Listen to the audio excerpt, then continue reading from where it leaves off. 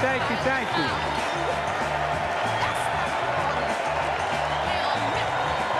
Thank you.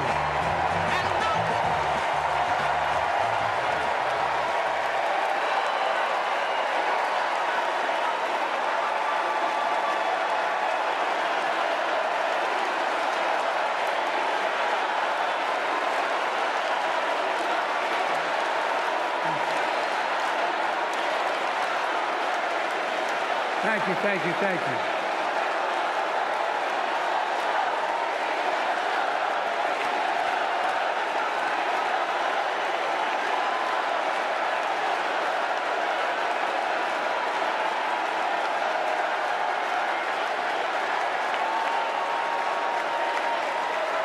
Thank you, thank you, thank you.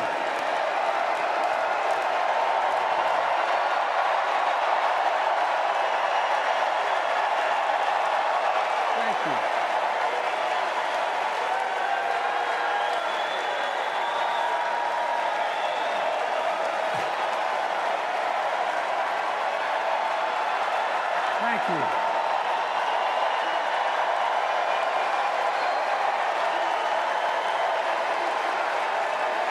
Thank you. I love you. Thank you.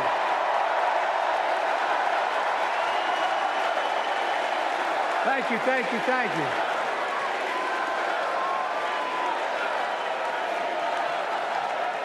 That was my daughter.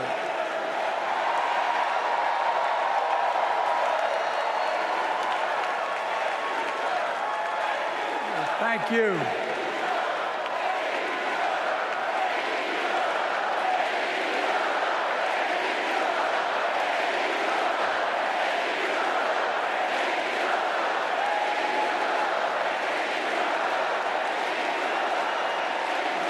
Thank you, thank you, thank you.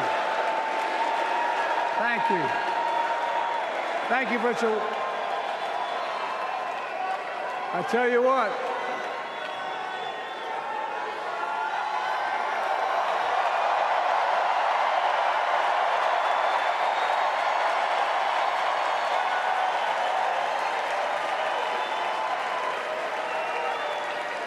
To my dearest daughter, Ashley, God love you, you're incredible.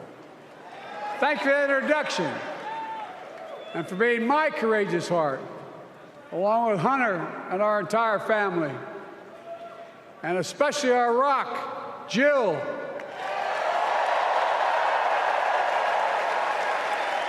Who, as those of you who know us, she still leaves me both breathless and speechless. Everybody knows her. I love her more than she loves me. She walks down the stairs, and I still get that going, boom, boom, boom. You all will know me. No, I'm kidding. Let's give a special round of applause to our First Lady, Jill Biden.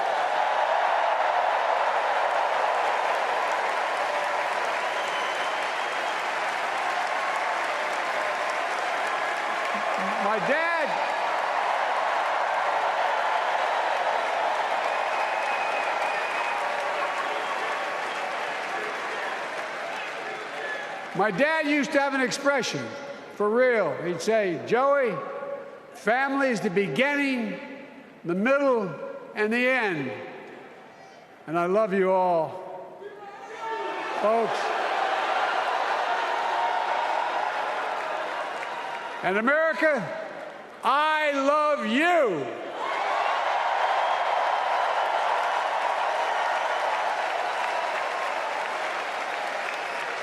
Folks, let me ask you.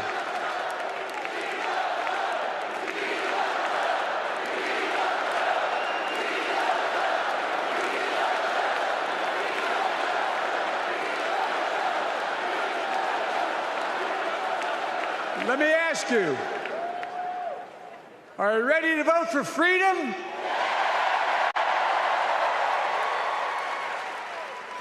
Are you ready to vote for democracy and for America? Let me ask you, are you ready to elect Kamala Harris and Tim Walz, President and Vice President of the United States?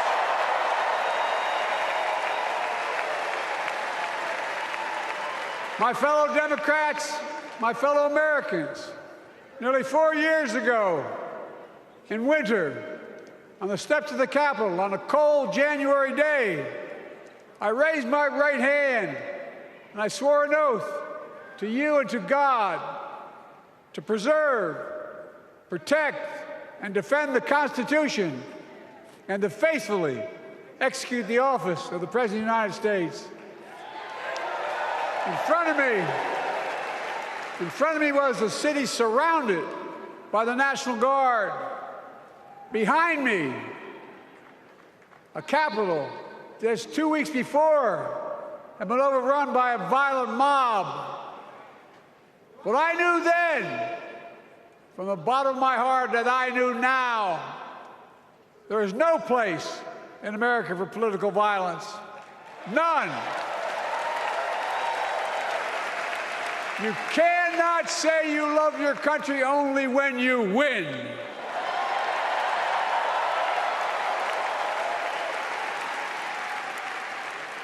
In that moment, I wasn't looking to the past. I was looking to the future.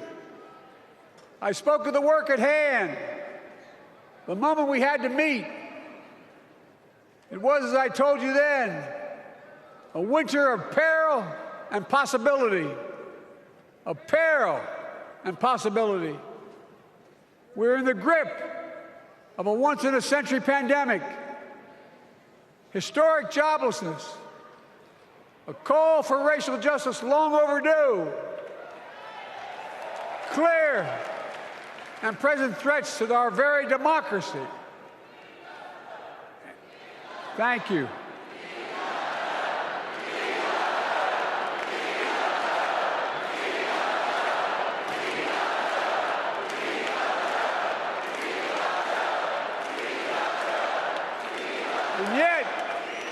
And yet I believed then, and I believe now, that progress was and is possible. Justice is achievable. And our best days are not behind us, they're before us.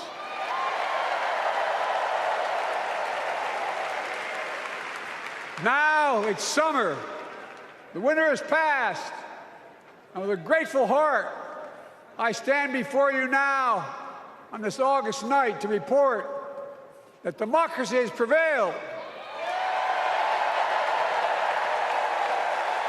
Democracy has delivered. And now democracy must be preserved.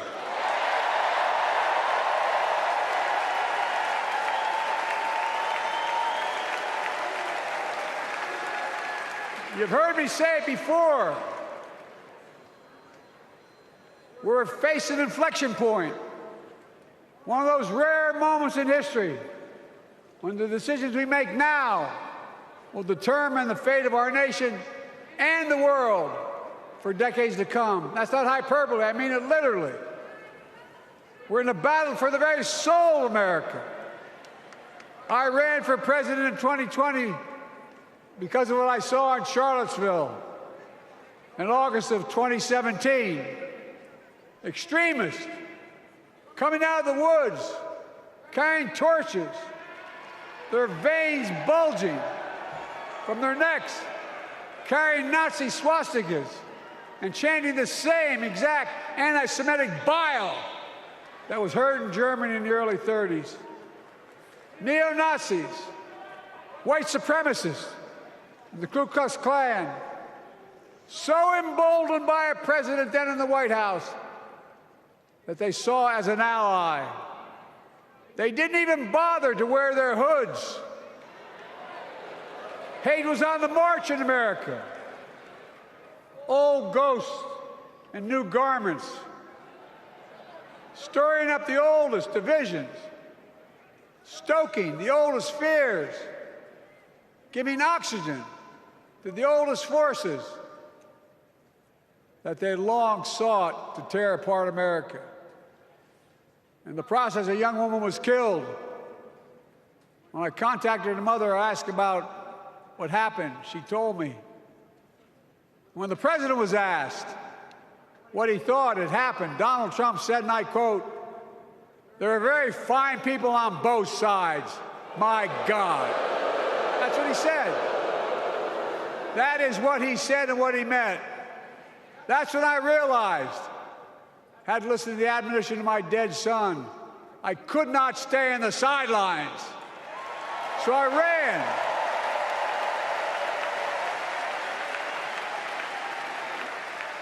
Because I had no intention of running again. I just lost part of my soul. But I ran with a deep conviction.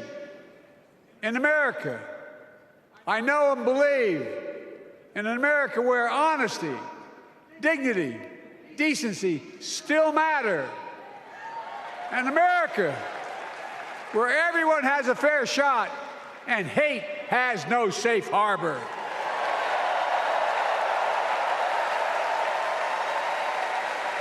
An America where the fundamental creed of this nation, that all of us are created equal, is still very much alive.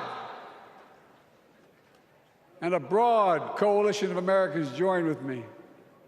81 million voters voted for us, more than any time in all of history. Because of all of you in this room and others, we came together in 2020 to save democracy.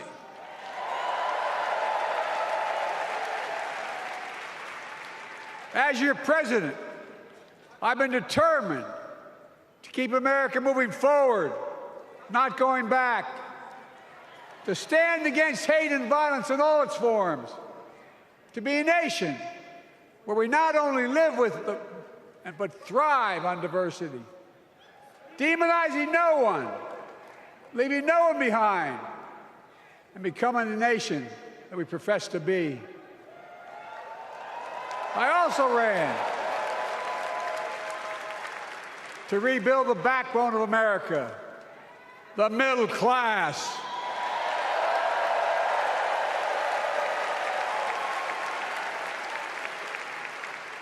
I made a commitment to you that I'd be a president for all Americans, whether you voted for me or not. We have done that. Studies show the major bills we have passed actually delivered more to red states than blue, because the job of the president is to deliver to all of America.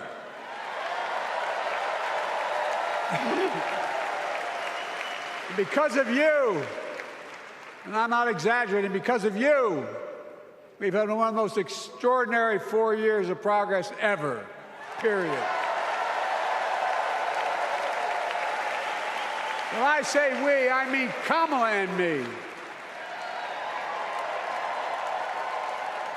Just think about it. COVID no longer controls our lives.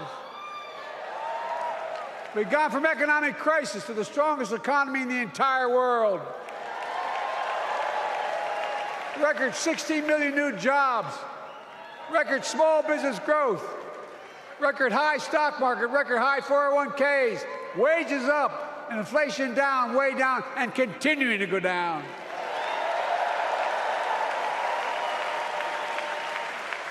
The smallest racial wealth gap in 20 years. And yes, we both know we have more to do, but we're moving in the right direction. More Americans have peace of mind that comes from having health insurance. More Americans have health insurance today than ever before in American history.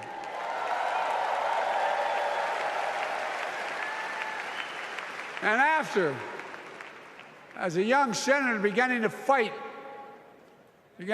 for 50 years to give Medicare the power to negotiate low prescription drug prices, we finally beat Big Pharma.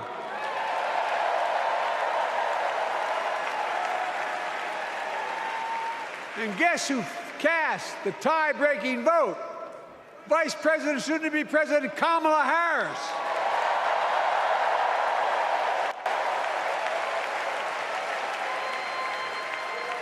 And now it's the law of the land. Instead of paying $400 a month for insulin, seniors with diabetes will pay $35 a month. The law we passed already includes, starting in January, every senior's total prescription cost can be capped at $2,000 no matter how expensive the drugs they have. And what we don't focus on, and our Republican friends don't seem to understand, our reforms don't just save seniors money, they save the American taxpayers money. You know what we just passed saves? It saved $160 billion over the next decade. That's not hyperbole. It's because Medicare no longer has to pay those exorbitant prices to the big pharma. But look, thank you, Kamala, too. Look, folks, how can we have the strongest economy in the world without the best infrastructure in the world? Donald Trump promised Infrastructure Week every week for 4 years, and he never built a damn thing.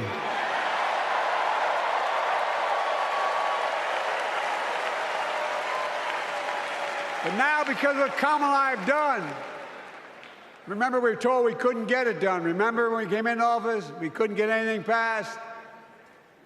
But right now, we're giving America an infrastructure decade, not week. We're modernizing our roads, our bridges, our ports, our airports, our trains, our buses. Removing every lead pipe from schools and homes so every child can drink clean water. Providing affordable high-speed internet for every American, no matter where they live, not unlike what Roosevelt did with electricity. And so much more. We are uniting the country. We're growing our economy. We're improving our quality of life. And we're building a better America.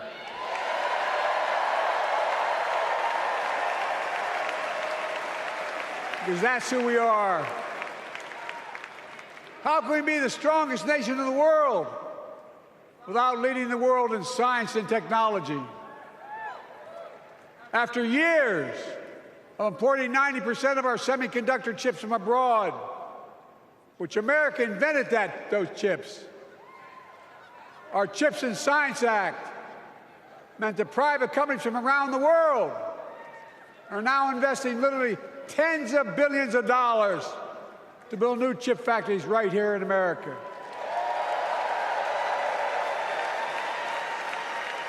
And over that period, they'll create tens of thousands of jobs.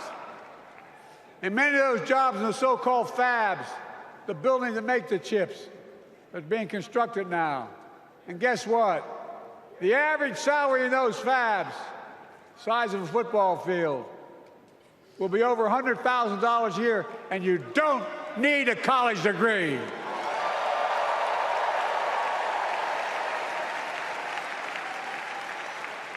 Because of you and so many electeds out there, American manufacturing is back. Where the hell does it say we wouldn't lead the world in manufacturing? 800,000 new manufacturing jobs.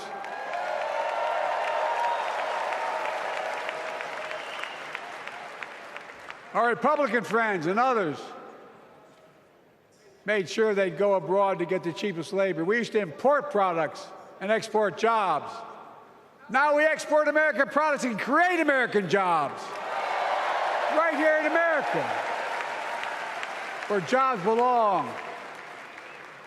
With every new job, with every new factory, pride and hope is being brought back to communities throughout the country that were left behind. You know you're from them, many of you. You know what it's like when that factory closed, where your mother, your father, your grandmother, grandfather worked.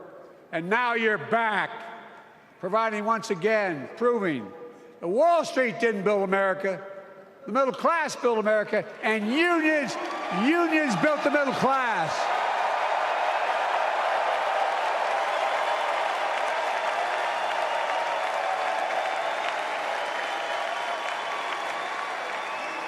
It's been my view since I came to the Senate. And that's why I'm proud to have been the first president to walk a picket line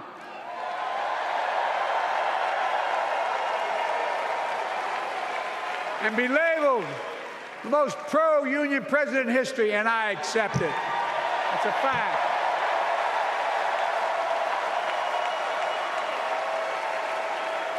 Because when unions do well, we all do well.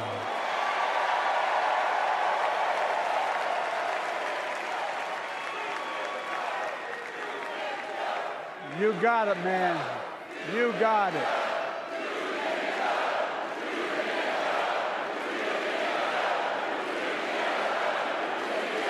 I agree.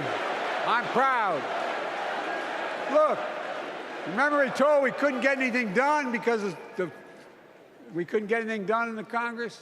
Well, with your support, we passed the most significant climate law in the history of mankind.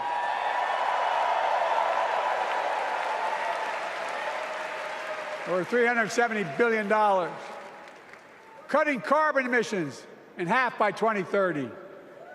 Launching a climate corps, similar to AmeriCorps and Peace Corps, creating tens of thousands of jobs for young people of the future who are going to make sure this continues. Creating hundreds of thousands of jobs in clean energy for American workers, including the IBEW installing 500,000 charging stations all across America. And in the process, reducing carbon emissions. And we're seeing it.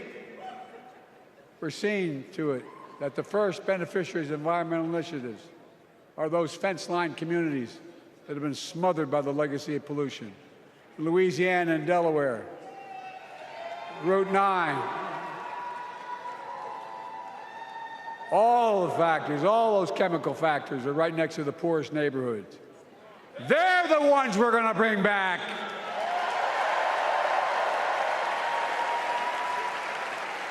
And how? How can we be the greatest nation in the world without the best education system in the world? Donald Trump and the Republican friends, they not only can't think, they can't read very well. Seriously, think about it. Look at their Project 2025. They want to do away with the Department of Education. Well, during the pandemic, Kamala and I helped states and cities get back their schools back open. And we gave public school teachers a raise.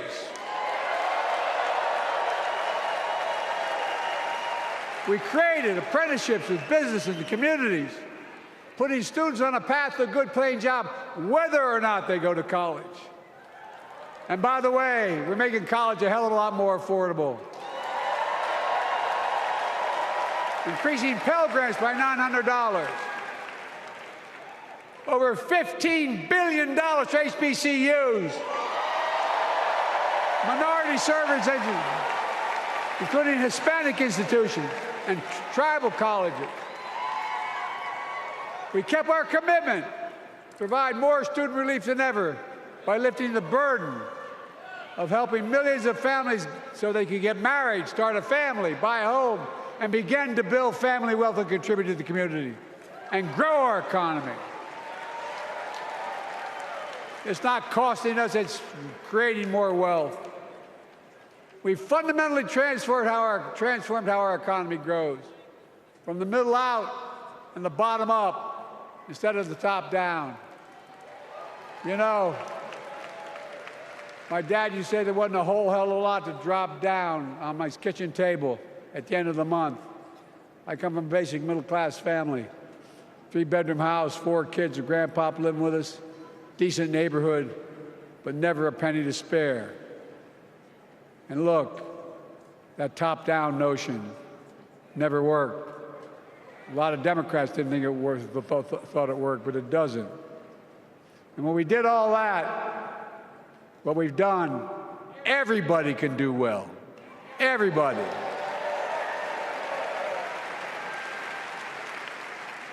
Donald Trump calls America a failing nation. No, I'm serious. But think about this. Think about this. He publicly says to the whole world, I'm going to say something outrageous, I know more foreign leaders by their first names and know them well than anybody alive, just because I'm so damn old. But I'm not joking. Think of the message he sends around the world when he talks about America being a failing nation.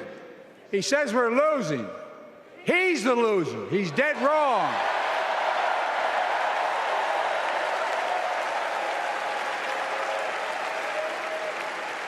Many of you are very successful people who travel the world. Name me a country in the world that doesn't think we're the leading nation in the world. Without America, not a joke, think about it. I'm being literal. Who could lead the world other than the United States of America? Well, guess what? America's winning, and the world's better off for it. America's more prosperous, and Americans are safer today than under Donald Trump. Trump continues to lie about crime in America, like everything else. Guess what? On his watch, the murder rate went up 30%, the biggest increase in history. Meanwhile, we made the largest investment, Kamala and I, in public safety ever. Now, the murder rate is falling faster than any time in history. Violent crime has dropped to the lowest level of more than 50 years. And crime will keep coming down when we put a prosecutor in the Oval Office instead of a convicted felon.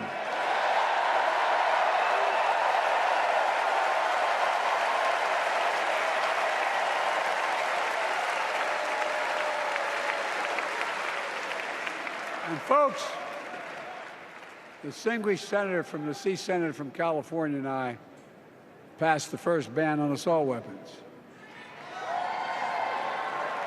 And guess what? It worked.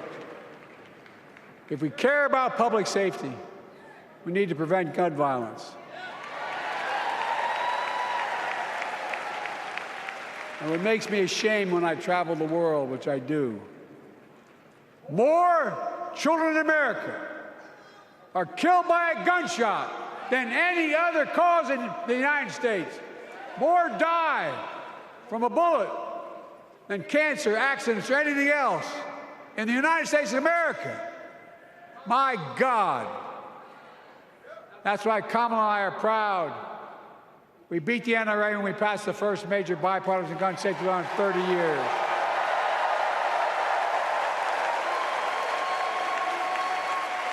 I'm serious.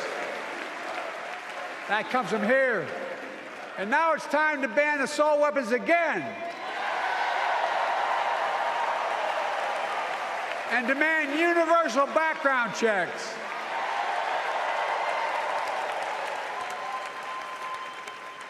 It's hard. I never thought I'd stand before a crowd of Democrats and refer to a president as a liar so many times. No, I'm not trying to be funny. It's sad. Trump continues to lie about the border. Here's what he won't tell you. Trump killed the strongest bipartisan border deal in the history of the United States that we negotiated with the Senate Republicans. It took 4 weeks. Once it passed, and never acknowledged the most expansive border change in American history, he called senators to say, don't support the bipartisan bill, because he said it would help me politically and hurt him politically. My God. No, I'm serious. Think about it. Not a joke. Ask even the press who doesn't like me. They'll tell you that's true. Typically, Trump, once again, putting himself first and America last. Then I had to take executive action. The result of the executive action I took, border encounters have dropped over 50%. In fact, there are fewer border crossings today than when Donald Trump left office. And unlike Trump, we will not demonize immigrants, saying they're the poison of blood of America. Poison the blood of our country. Kamala and I are committed to strengthening legal immigration, including protecting dreamers and more.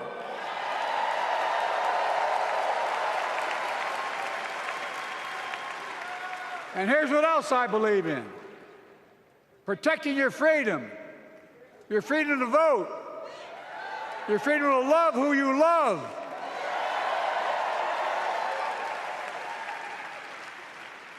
and your freedom to choose.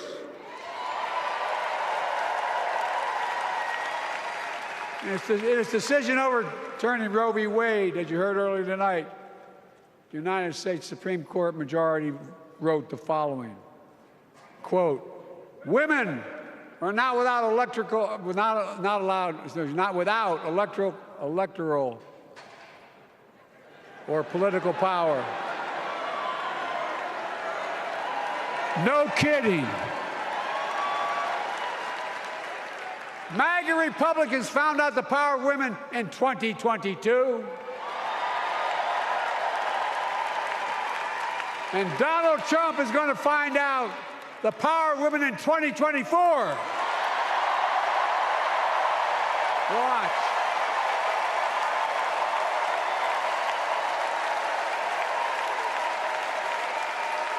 And where Trump and his MAGA Republican right-wingers seek to erase history, we Democrats continue to write history and make more history. I'm proud to have kept my commitment to appoint the first black woman in the United States Supreme Court.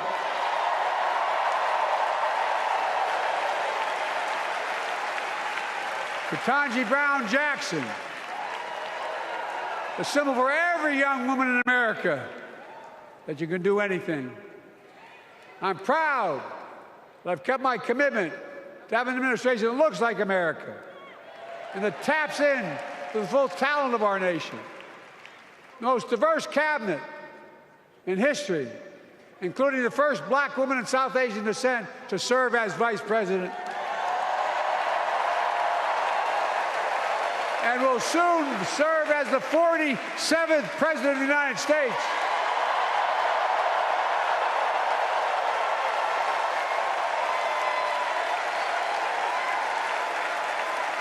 She is good. Look. Thank you, Kamala.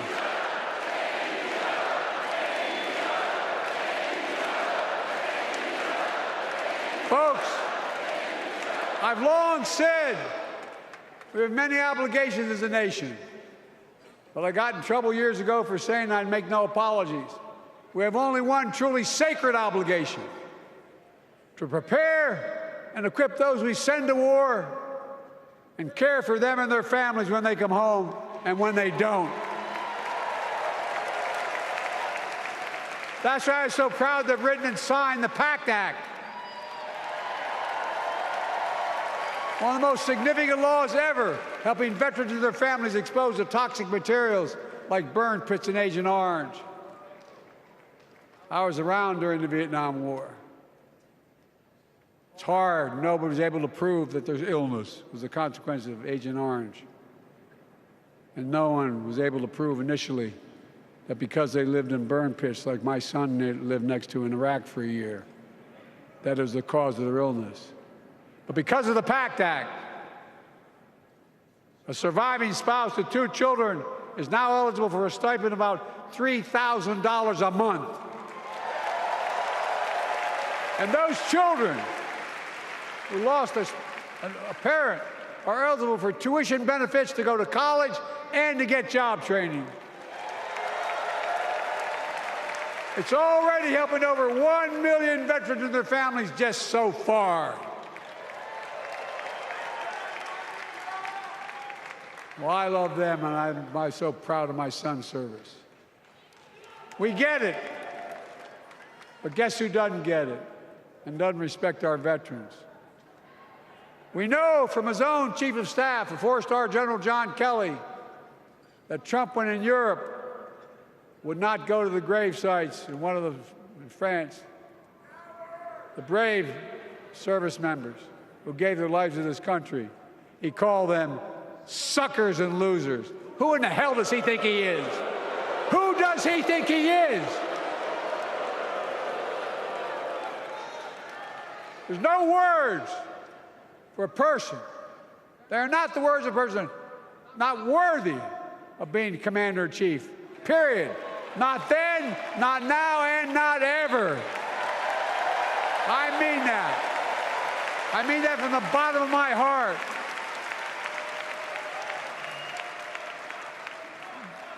Just as no commander-in-chief should ever bow down to a dictator, the way Trump bows down to Putin. I never have, and I promise you, Kamala Harris will never do it. Will never bow down.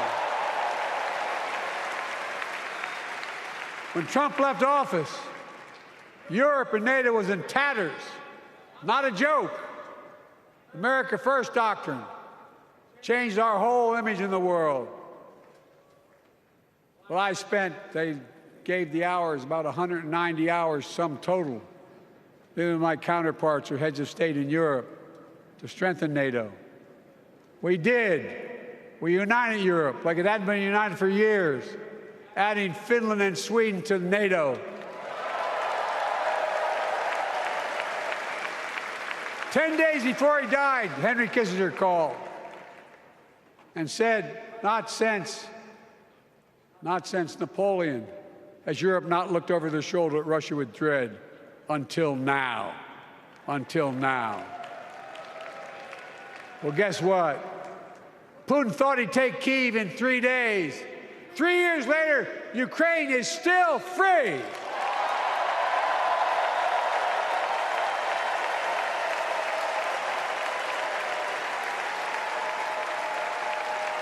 When I came to office, the conventional wisdom was that China would inevitably surpass the United States. They haven't noticed. No one's saying that now.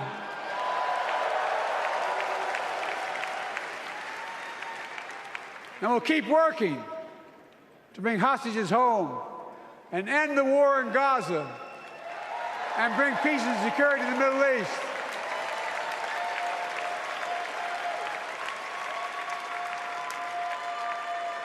As you know, I wrote a peace treaty for Gaza. A few days ago, I put forward a proposal that brought us closer to doing that than we've done since October 7th.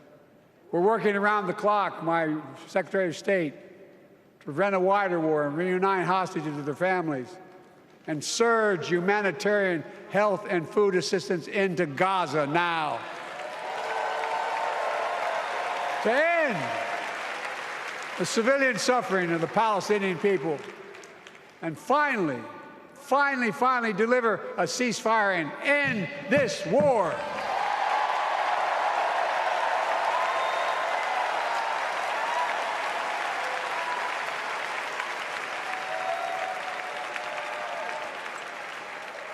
Those protesters out in the street, they have a point. A lot of innocent people are being killed on both sides. Just as we worked around the clock to bring home wrongfully detained Americans and others from Russia in one of the most complicated swaps in history, but they're home. Kamala and I are going to keep working to bring all Americans wrongfully detained around the world home. I mean it.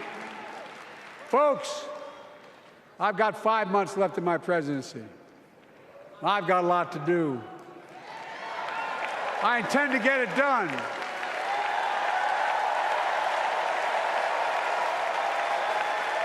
It's been the honor of my lifetime to serve as your president. I love the job, but I love my country more. I love my country more. And all this talk about how I'm angry at all those people who said I should step down, that's not true.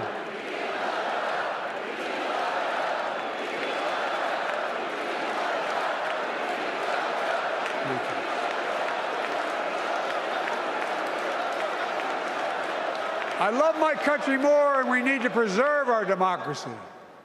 In 2024, we need you to vote. We need you to keep the Senate. We need you to win back the House of Representatives. And above all, we need you to beat Donald Trump.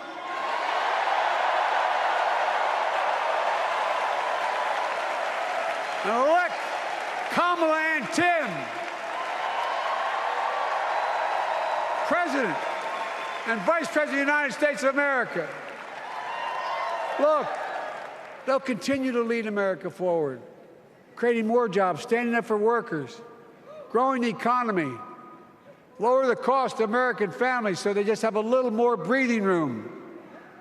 We've made incredible progress, but we have more work to do.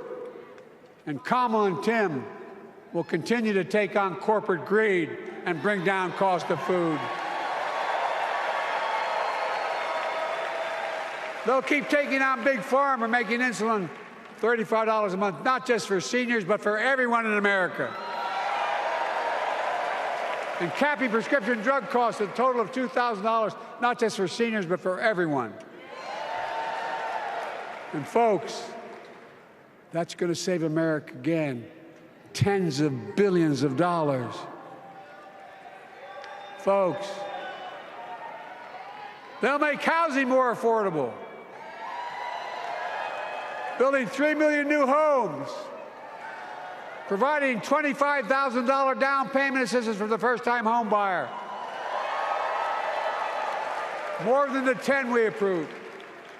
Donald Trump wants a new tax on imported goods, food, gas, clothing, and more. You know what that will cost the average family, according to the experts? $3,900 a year in a tax. No, that's a fact.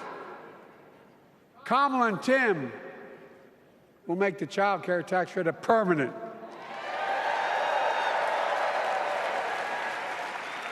Lifting millions of children out of poverty and helping millions of families get ahead.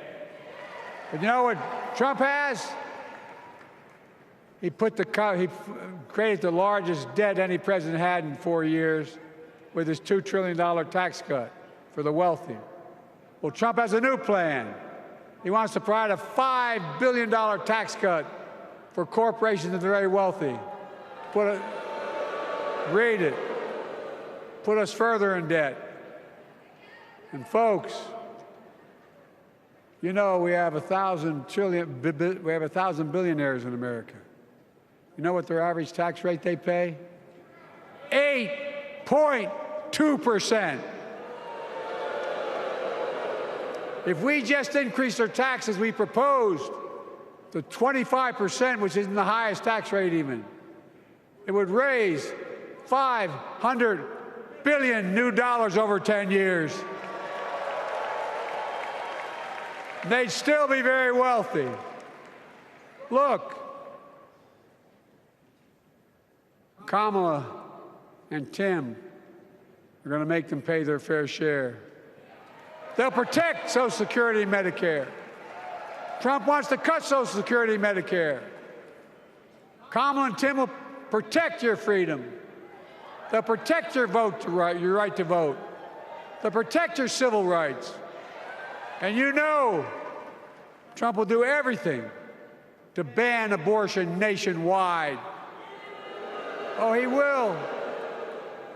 You know, Kamala and Tim will do everything they possibly can. That's why you have to elect a Senate and a House to restore Roe v. Wade.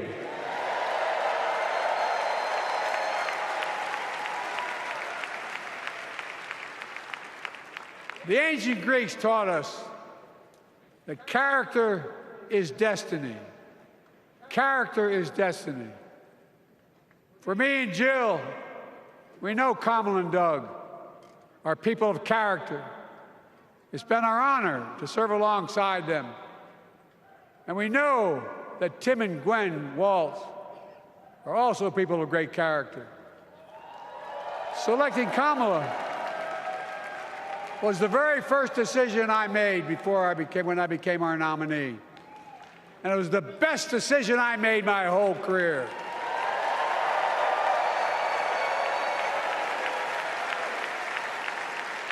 We've not only gotten to know each other, we've become close friends. She's tough, she's experienced, and she has enormous integrity, enormous integrity. Her story represents the best American story. And like many of our best presidents, she was also vice president. That's a joke.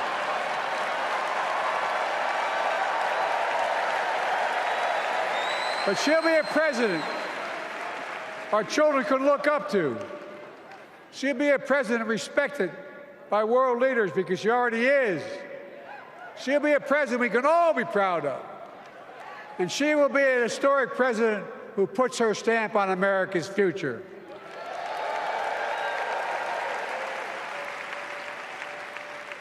This will be the first presidential election since January 6th. On that day, we almost lost everything about who we are as a country. And that threat, this is not hyperbole, that threat is still very much alive. Donald Trump says he will refuse to accept the election result if he loses again. Think about that. He means it. Think about that. He's promising a bloodbath if he loses, in his words.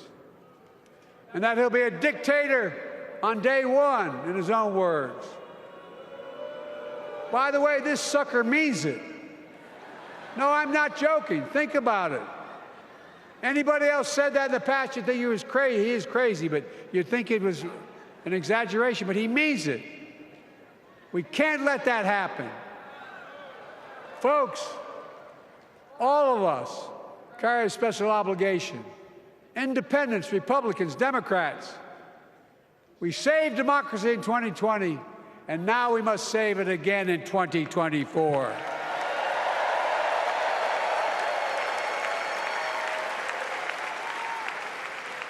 The vote of each of us cast this year will determine whether democracy and freedom will prevail. It's that simple. It's that serious. And the power is literally in your hands. History is in your hands. Not hyperbole. It's in your hands. America's future is in your hands. Let me close with this.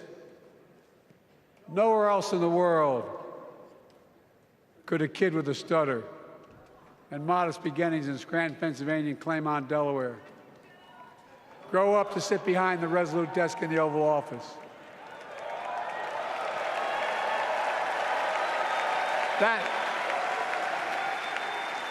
That's because America is and always has been a nation of possibilities. Possibilities. We must never lose that. Never. Kamala and Tim understand that this nation must continue to be a place of possibilities, not just for the few of us, but for all of us. But join me in promising your whole heart to this effort, and where my heart will be.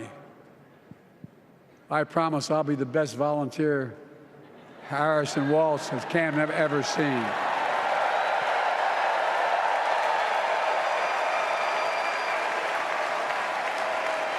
Each of us has a part in the American story. For me and my family, there's a song that means a lot to us, that captures the best of who we are as a nation. The song is called American Anthem. There's one verse that stands out, and I can't sing worth a damn, so I'm not going to try. I'll just quote it. The work and prayers of centuries have brought us to this day. What shall our legacy be? What will our children say? Let me know in my heart, when my days are through, America, America, I gave my best to you.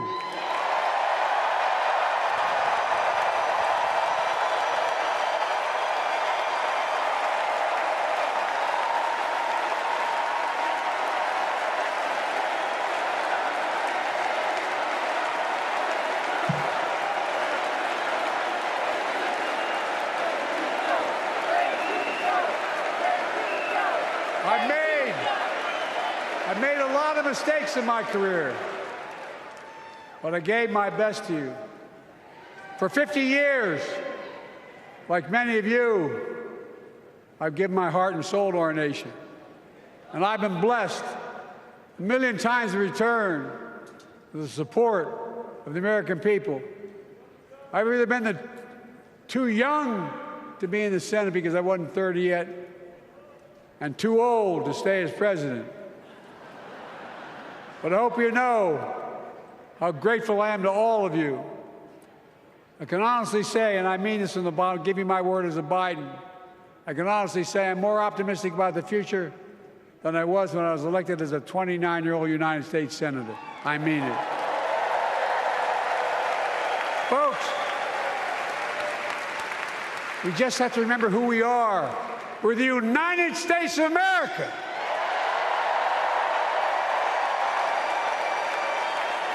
And there's nothing we cannot do when we do it together. God bless you all, and may God protect our troops. Thank you.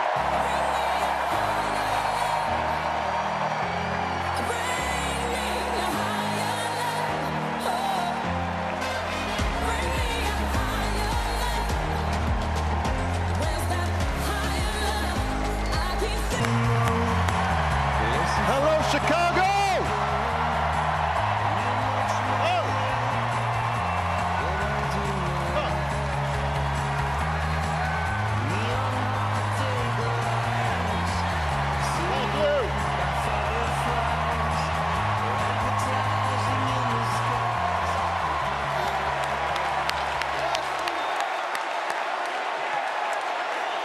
Thank you, thank you. Thank you, everybody. Thank you.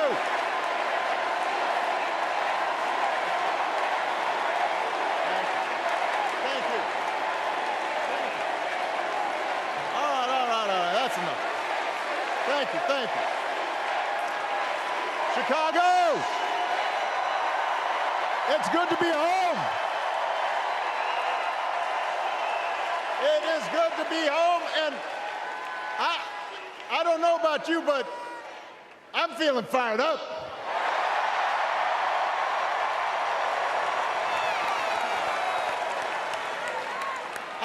I am feeling ready to go.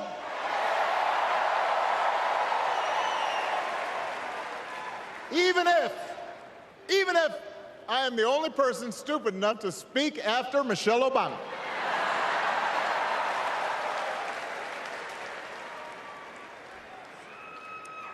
I am feeling hopeful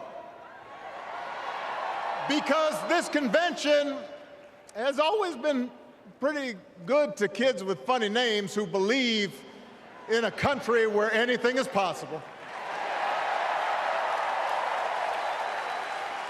Because we have a chance to elect someone who has spent her entire life trying to give people the same chances America gave her. Someone who sees you and hears you and will get up every single day and fight for you. The next president of the United States of America, Kamala Harris.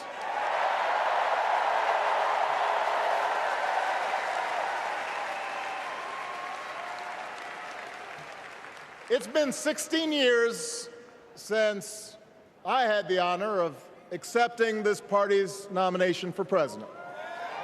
And I know that's hard to believe because I have not aged a bit. But it's true. And looking back, I can say without question that my first big decision as your nominee turned out to be one of my best. And that was asking Joe Biden to serve by my side as vice president.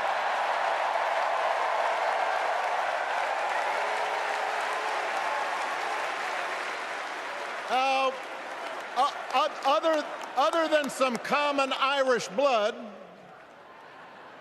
Joe and I come from different backgrounds, but we became brothers.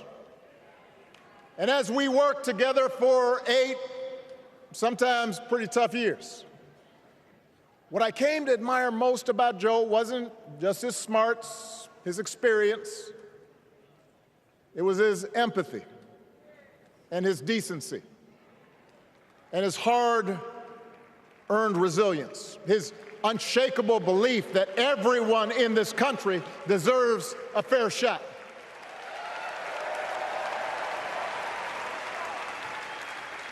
And over the last 4 years, those are the values America has needed most. At a time when millions of our fellow citizens were sick and dying, we needed a leader with the character to put politics aside and do what was right. At a time when our economy was reeling, we needed a leader with the determination to drive what would become the world's strongest recovery. 15 million jobs, higher wages, lower health care costs.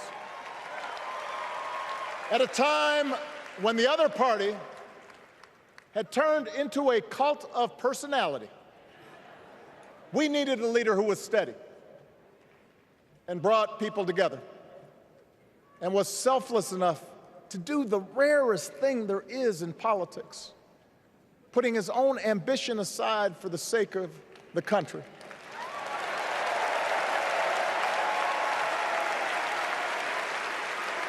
History will remember Joe Biden as an outstanding president who defended democracy at a moment of great danger. And I am proud to call him my president, but I am even prouder to call him my friend.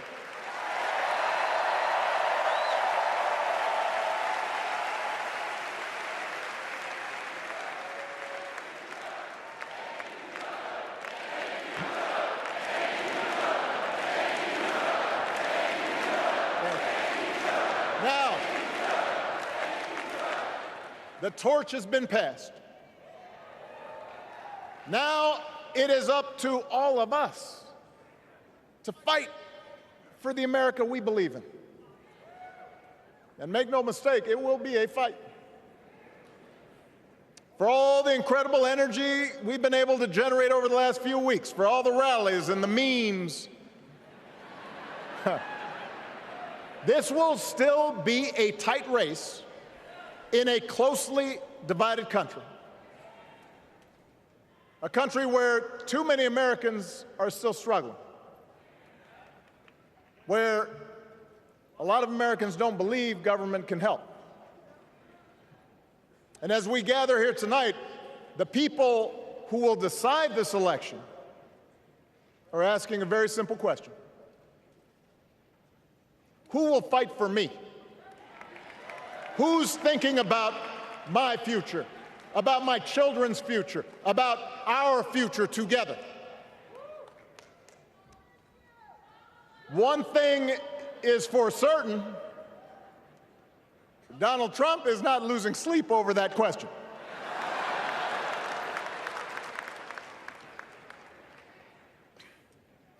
Here's a 78-year-old billionaire who has not stopped whining about his problems since he rode down his golden escalator 9 years ago. It has been a constant stream of gripes and grievances that's actually been getting worse now that he's afraid of losing to Kamala. There's the childish nicknames, the crazy conspiracy theories, this weird obsession with crowd sizes.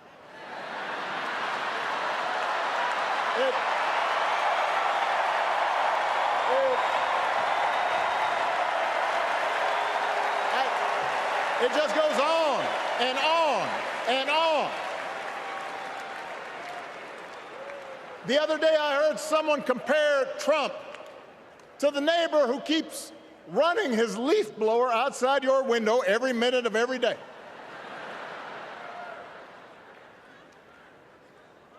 Now, from a neighbor, that's exhausting.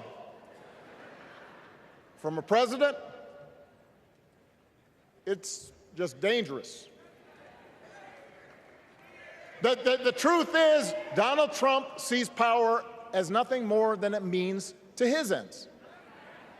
He wants the middle class to pay the price for another huge tax cut that would mostly help him and his rich friends. He killed a bipartisan immigration deal written in part by one of the most conservative Republicans in Congress that would have helped secure our southern border, because he thought trying to actually solve the problem would hurt his campaign. He doesn't. Do not boo. Vote.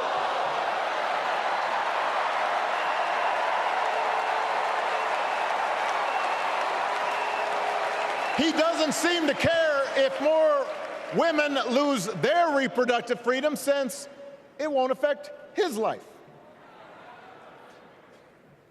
And most of all, Donald Trump wants us to think that this country is hopelessly divided between us and them, between the real Americans, who of course support him, and the outsiders who don't. And he wants you to think that you'll be richer and safer if you will just give him the power to put those other people back in their place. It is one of the oldest tricks in politics, from a guy whose act has, let's face it, gotten pretty stale. We do not need 4 more years of bluster and bumbling and chaos. We have seen that movie before, and we all know that the sequel is usually worse.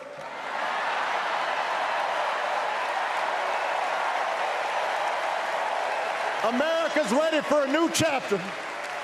America's ready for a better story.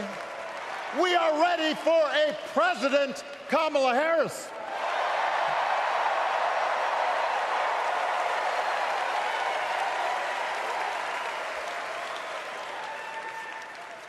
And Kamala Harris is ready for the job.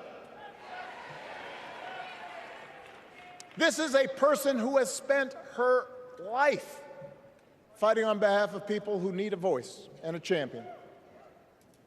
As you heard from Michelle, Kamala was not born into privilege. She had to work for what she's got. And she actually cares about what other people are going through. She's not the neighbor running the leaf blower. She's the neighbor rushing over to help when you need a hand.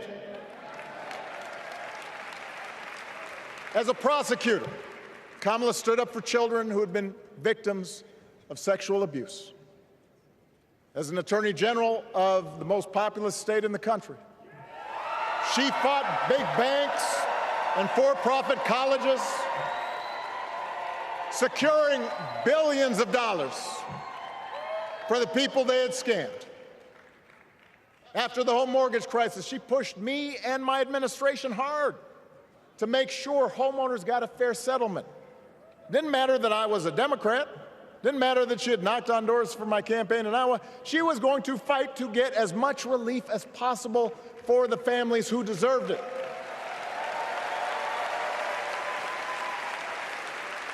As vice president, she helped take on the drug companies to cap the cost of insulin, lower the cost of health care, give families with kids a tax cut. And she is running for president with real plans to lower costs even more and protect Medicare and Medicaid, and sign a law to guarantee every woman's right to make her own health care decisions.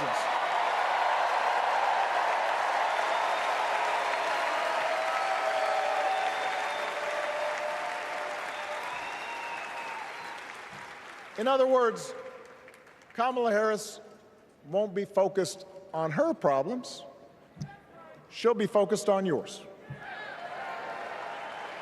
As president, she won't just cater to her own supporters and punish those who refuse to kiss the ring or bend the knee.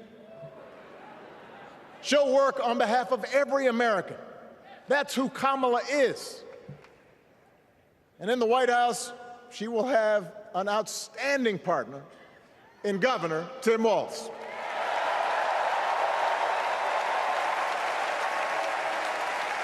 Let me tell you something.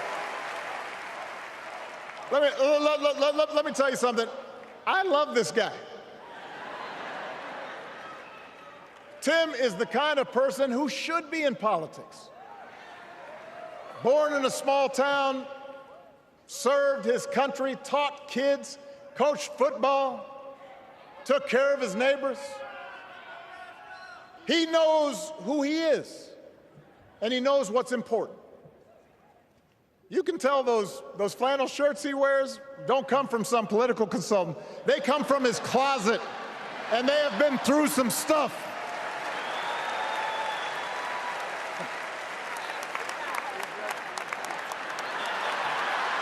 They have been through some stuff. That's right.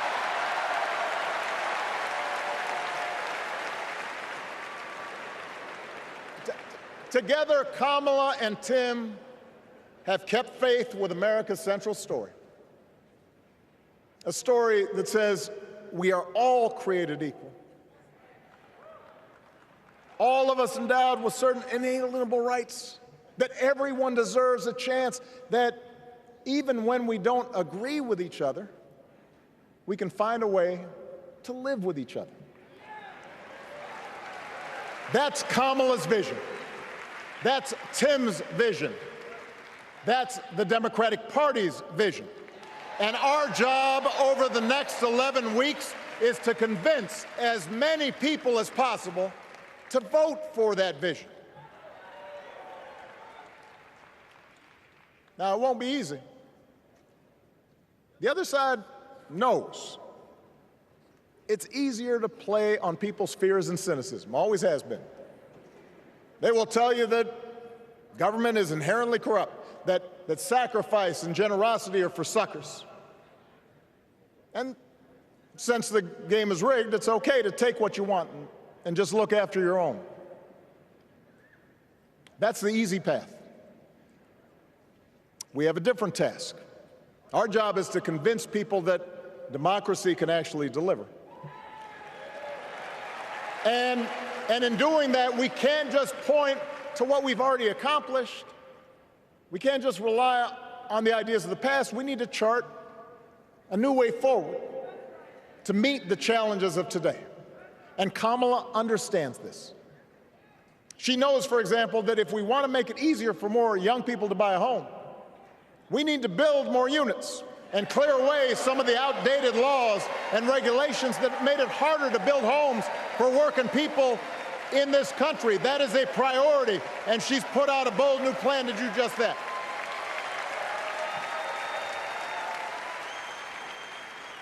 On health care, we should all be proud of the enormous progress that we've made through the Affordable Care Act, providing millions of people access to affordable coverage, protecting millions more from unscrupulous insurance practices.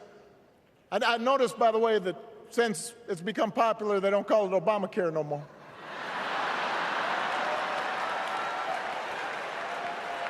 But Kamala knows we can't stop there, which is why she'll keep working to limit out-of-pocket costs. Kamala knows that if we want to help people get ahead, we need to put a college degree within reach of more Americans. But she also knows college shouldn't be the only ticket to the middle class. We need to follow the lead of governors like Tim Walz, who said, if you've got the skills and the drive, you shouldn't need a degree to work for state government. And in this new economy, we need a president who actually cares about the millions of people all across this country who wake up every single day to do the essential, often thankless work, to care for our sick, to clean our streets, to deliver our packages. We need a president who will stand up for their right to bargain for better wages and working conditions. And Kamala will be that president.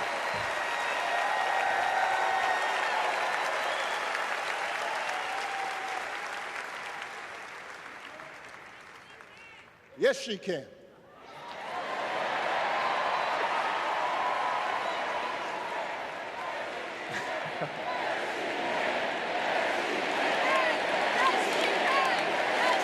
Yes, she can.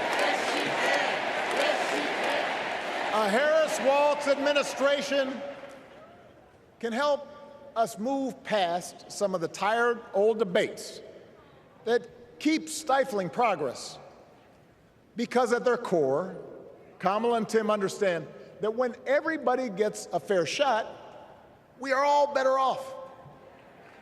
They understand that when every child gets a good education, the whole economy gets stronger.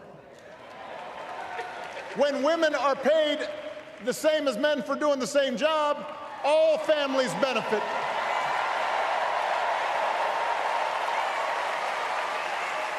They understand that we can secure our borders without tearing kids away from their parents, just like we can keep our streets safe while also building trust between law enforcement and the communities they serve and eliminating bias.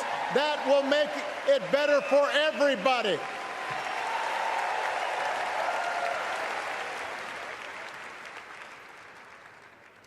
Donald Trump and his well-heeled donors, they don't see the world that way.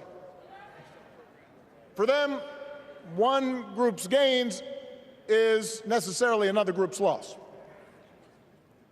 For them, freedom means that the powerful can do pretty much what they please, whether it's fire workers trying to organize a union, or put poison in our rivers, or avoid paying taxes like everybody else has to do.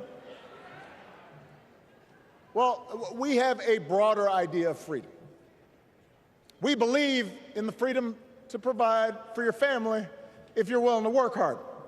The freedom to breathe clean air and drink clean water and send your kids to school without worrying if they'll come home.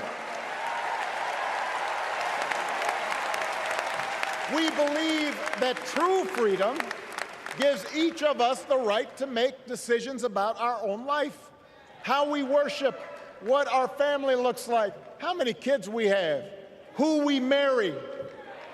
And we believe that freedom requires us to recognize that other people have the freedom to make choices that are different than ours. That's okay.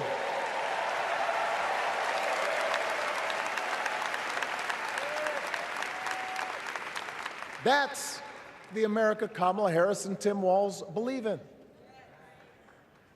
An America where we, the people, includes everyone.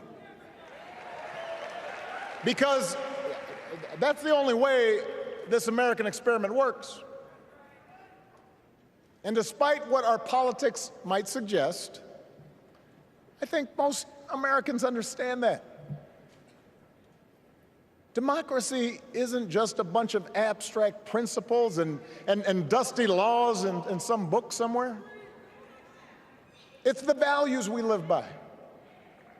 It's the way we treat each other, including those who don't look like us, or pray like us, or see the world exactly like we do.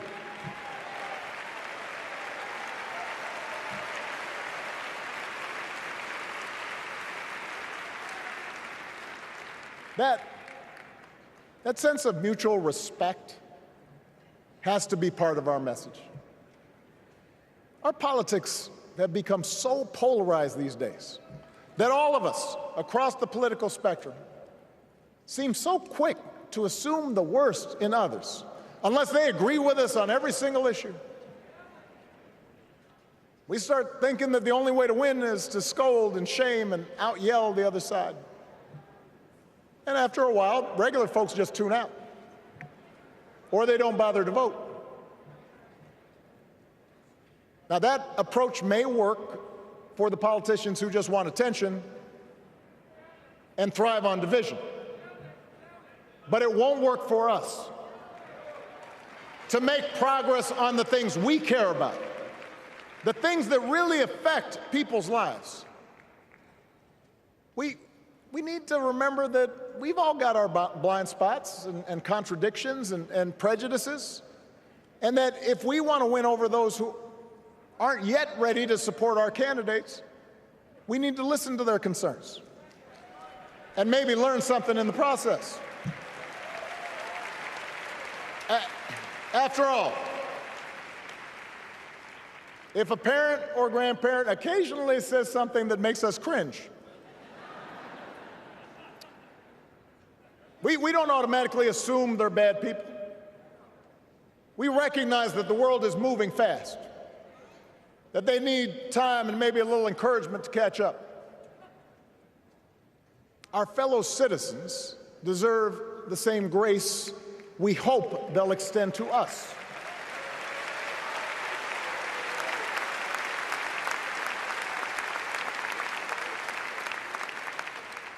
That's how we can build a true democratic majority, one that can get things done. And by the way, that does not just matter to the people in this country. The rest of the world is watching to see if we can actually pull this off.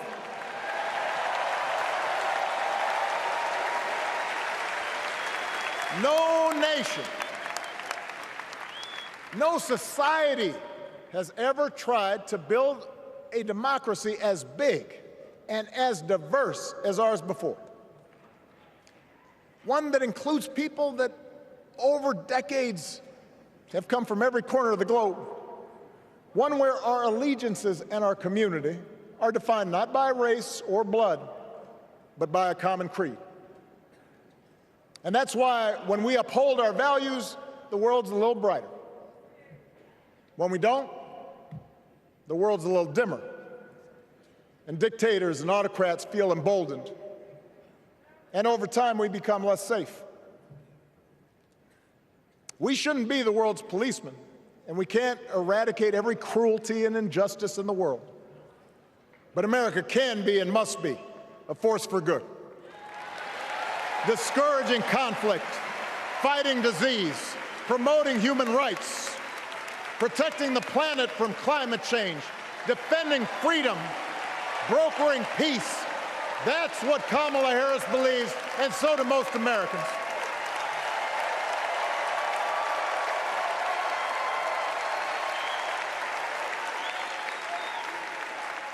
Now,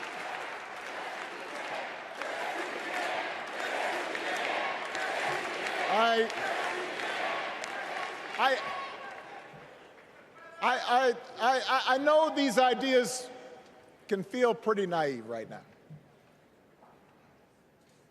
We live in a time of such confusion and rancor, with a culture that puts a premium on things that don't last. Money, fame, status, likes. We chase the approval of strangers on our phones. We build all manner of walls and fences around ourselves, and then we wonder why we feel so alone.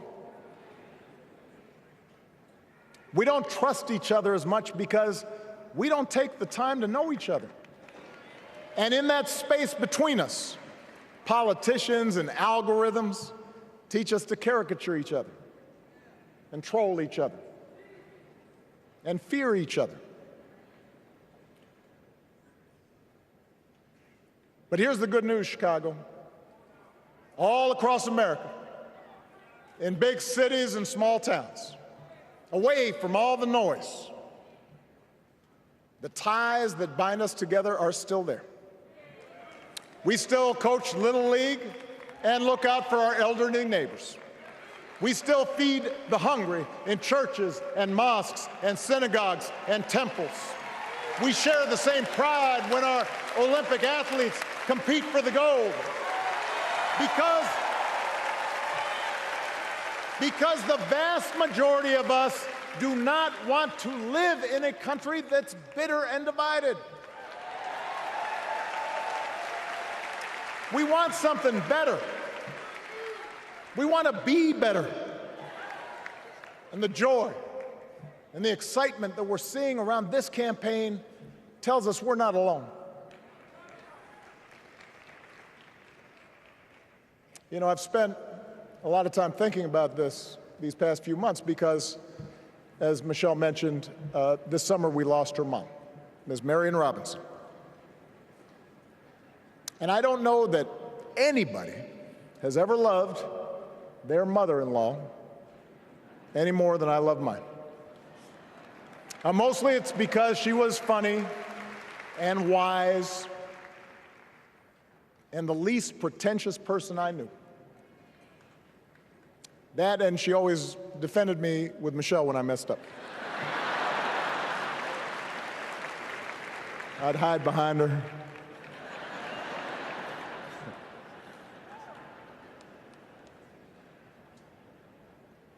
But I also think one of the reasons Mary and I became so close was she reminded me of my grandmother, the woman who helped raise me as a child.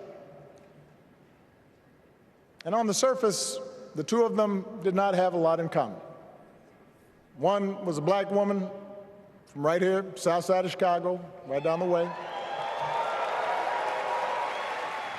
Went to Englewood High School. The other was a little old white lady born in a tiny town called Peru, Kansas.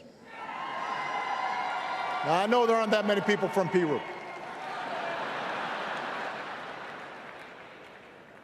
And yet they shared a basic outlook on life.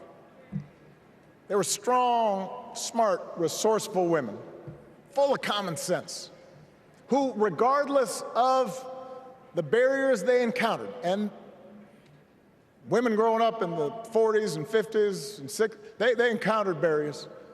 They still went about their business without fuss or complaint and provided an unshakable foundation of love for their children and their grandchildren.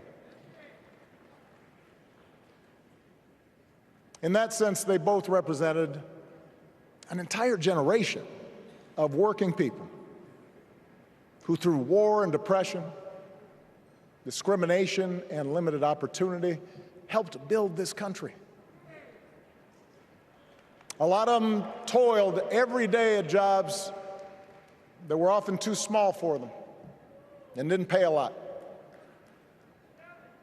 They willingly went without just to keep a roof over their families' heads, just to give their children something better. But they knew what was true. They knew what mattered. Things like honesty and integrity, kindness and hard work. They weren't impressed with braggarts or bullies. They didn't think putting other people down lifted you up or made you strong. They didn't spend a lot of time obsessing about what they didn't have. Instead, they appreciated what they did. They found pleasure in simple things: a card game with friends, a good meal, and laughter around the kitchen table, helping others, and most of all, seeing their children do things and go places that they would have never imagined for themselves.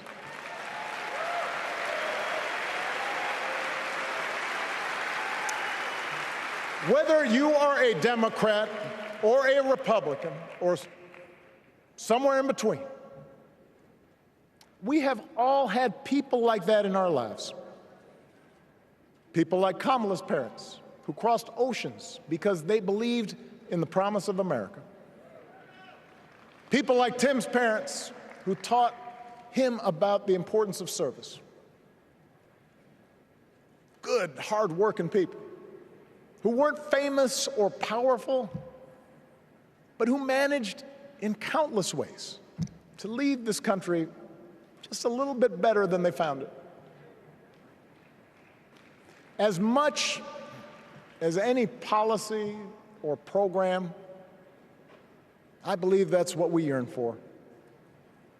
A return to an America where we work together and look out for each other. A restoration of what Lincoln called, on the eve of Civil War, our bonds of affection. An America that taps what he called the better angels of our nature. That is what this election is about. And I believe that's why if we each do our part over the next 77 days, if we knock on doors, if we make phone calls, if we talk to our friends, if we listen to our neighbors, if we work like we've never worked before, if we hold firm to our convictions, we will elect Kamala Harris as the next President of the United States, and Tim Walz as the next Vice President of the United States. We will elect leaders up and down the ballot who will fight for the hopeful, forward-looking America we all believe in, and together we too will build a country that is more secure and more just, more equal, and more free. So let's get to work. God bless you, and God bless the United States of America.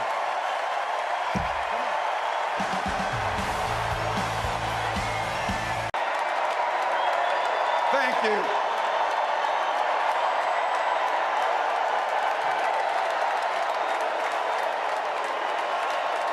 Thank you.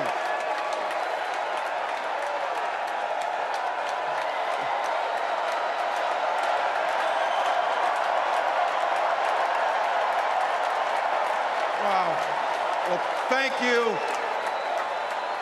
Thank you, first of all, to Vice President Harris. Thanks for putting your trust in me and for inviting me to be part of this incredible campaign. And a thank you to President Joe Biden for 4 years of strong, historic leadership.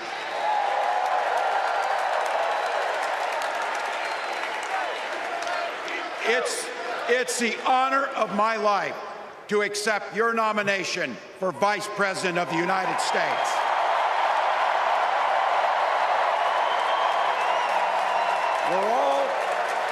We're all here tonight for one beautiful, simple reason. We love this country.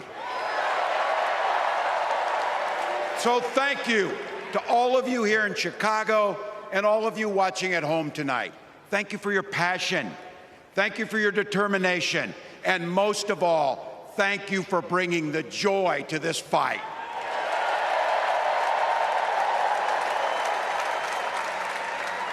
Now, I grew up in Butte, Nebraska, a town of 400 people. I had 24 kids in my high school class, and none of them went to Yale. But I'll tell you what, growing up in a small town like that, you learn how to take care of each other. That family down the road, they may not think like you do. They may not pray like you do. They may not love like you do, but they're your neighbors. And you look out for them, and they look out for you. Everybody belongs, and everybody has a responsibility to contribute. For me, it was serving in the Army National Guard. I joined up 2 days after my 17th birthday, and I proudly wore our nation's uniform for 24 years.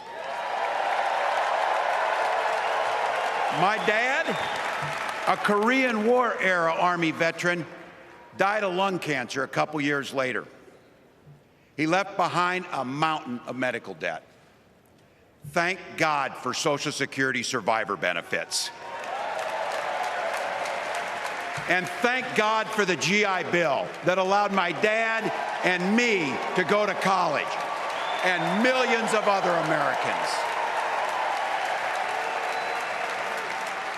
Eventually, like the rest of my family, I fell in love with teaching. Three out of 4 of us married teachers. I wound up teaching social studies and coaching football at Mankato West High School. Go Scarlets! We ran a 44 defense We played through to the whistle on every single play, and we even won a state championship. Never closed the yearbook, people. But it was those players and my students who inspired me to run for Congress.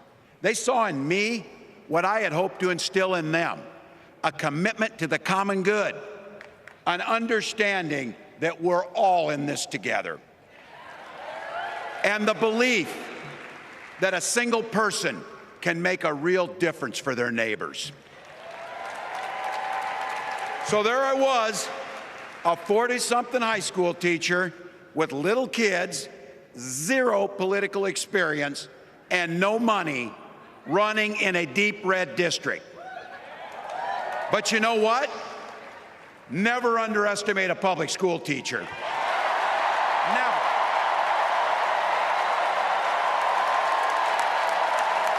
I represented my neighbors in Congress for 12 years, and I learned an awful lot. I learned how to work across the aisle on issues like growing the rural economies and taking care of veterans. And I learned how to compromise without compromising my values. Then I came back to serve as governor, and we got right to work, making a difference in our neighbors' lives. We cut taxes for the middle class. We passed paid family and medical leave.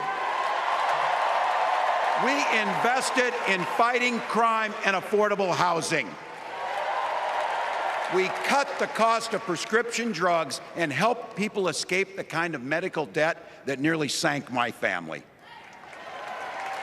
And we made sure that every kid in our state gets breakfast and lunch every day.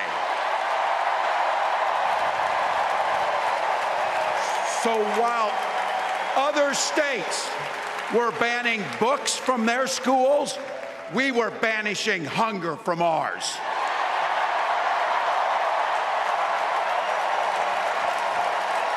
We also protected reproductive freedom because in Minnesota, we respect our neighbors and the personal choices they make. And even if we wouldn't make those same choices for ourselves, we've got a golden rule. Mind your own damn business.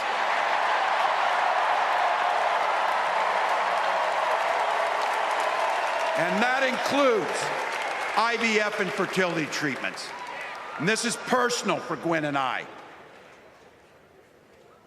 If you've never experienced the hell that is infertility, I guarantee you, you know somebody who has. And I can remember praying each night for a phone call, the pit in your stomach when the phone would ring, and the absolute agony when we heard the treatments hadn't worked. It took Gwen and I years, but we had access to fertility treatments. And when our daughter was born, we named her Hope. Hope, Gus, and Gwen, you are my entire world, and I love you.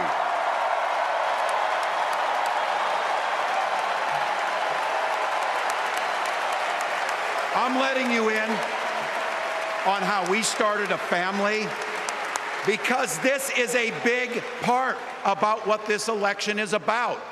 Freedom. When Republicans use the word freedom, they mean that the government should be free to invade your doctor's office. Corporations free to pollute your air and water. And banks free to take advantage of customers. But when we Democrats talk about freedom, we mean the freedom to make a better life for yourself and the people that you love. Freedom to make your own health care decisions. And yeah, your kids' freedom to go to school without worrying about being shot dead in the hall. Look, I know guns. I'm a veteran. I'm a hunter. And I was a better shot than most Republicans in Congress, and I got the trophies to prove it. But I'm also a dad. I believe in the Second Amendment, but I also believe our first responsibility is to keep our kids safe.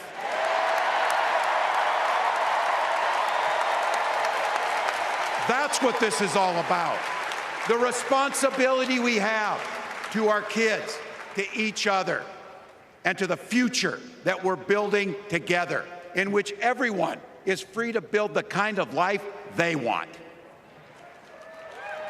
But not everyone has that same sense of responsibility. Some folks just don't understand what it takes to be a good neighbor. Take Donald Trump and J.D. Vance.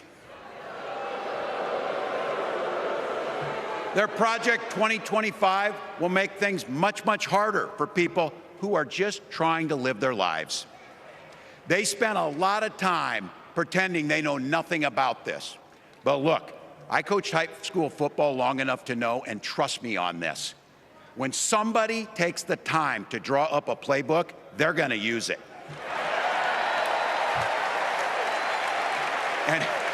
And we know if these guys get back in the White House, they'll start jacking up the costs on the middle class, they'll repeal the Affordable Care Act, they'll gut Social Security and Medicare, and they will ban abortion across this country, with or without Congress. Here's the thing, it's an agenda nobody asked for. It's an agenda that serves nobody except the richest and the most extreme amongst us. And it's an agenda that does nothing for our neighbors in need. Is it weird? Absolutely. Absolutely. But it's also wrong, and it's dangerous. It's not just me saying so. It's Trump's own people. They were with him for 4 years. They're warning us that the next 4 years will be much, much worse. You know, when I was teaching every year, we'd elect a student body president. And you know what? Those teenagers could teach Donald Trump a hell of a lot about what a leader is. Leaders don't spend all day insulting people and blaming others. Leaders do the work. So I don't know about you, I'm ready to turn the page on these guys. So go ahead, say it with me. We're not going back.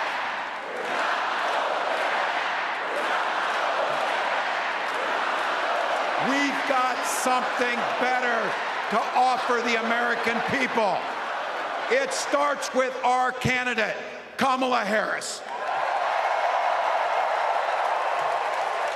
From her first day as a prosecutor, as a district attorney, as an attorney general, as a United States senator, and then our vice president, she's fought on the side of the American people. She's taken on the predators and fraudsters. She's taken down the transnational gangs, and she stood up to powerful corporate interests. She has never hesitated to reach across that aisle if it meant improving your lives. And she's always done it with energy, with passion, and with joy. Folks, we've got a chance to make Kamala Harris the next president of the United States.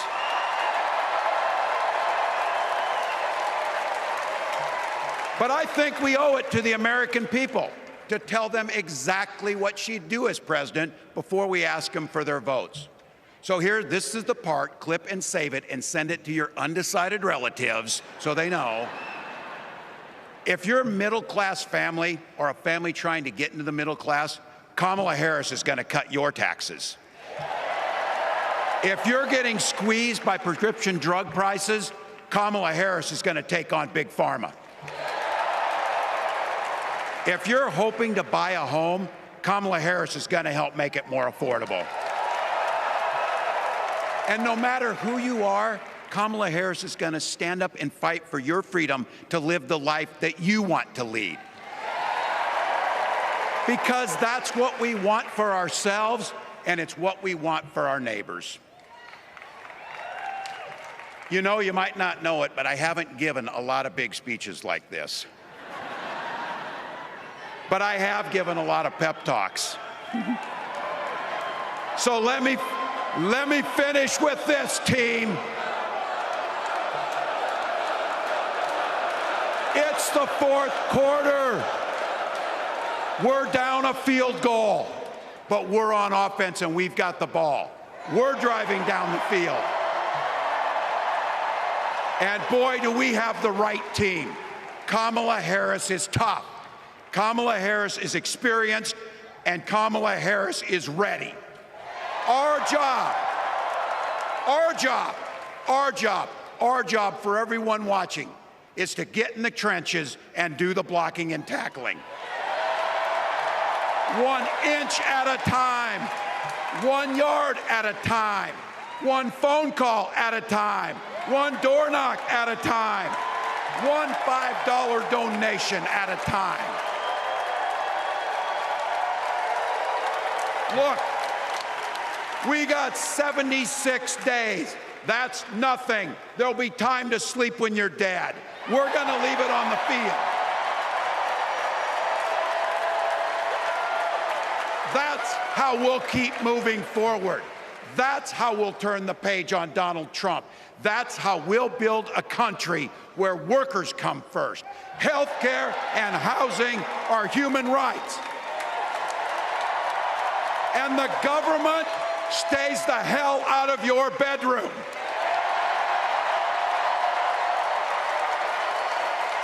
That's how we make America a place where no child is left hungry, where no community is left behind, where nobody gets told they don't belong.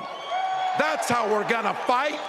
And as the next president of the United States always says, when we fight, when we fight, when we fight, thank you.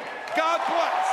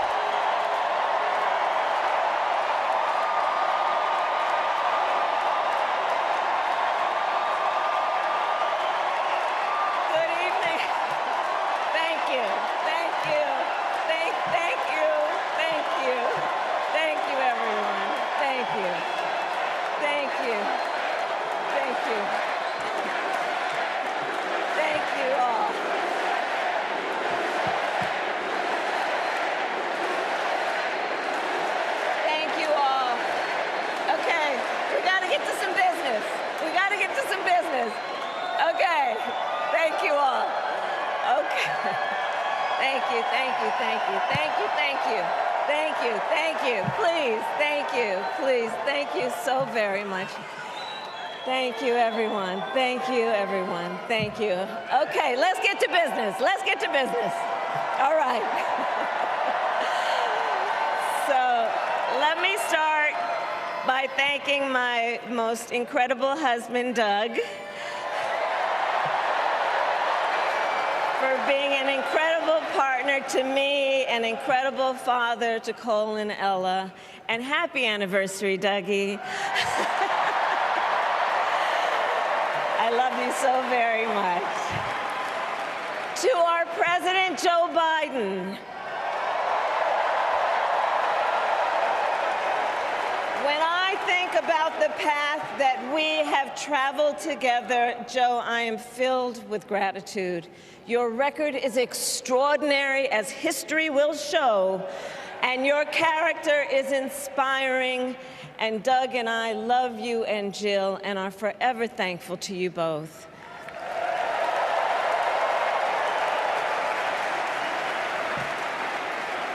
And to Coach Tim Walz,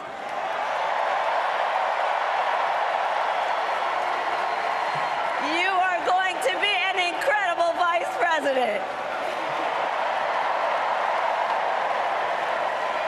And to the delegates and everyone who has put your faith in our campaign, your support is humbling.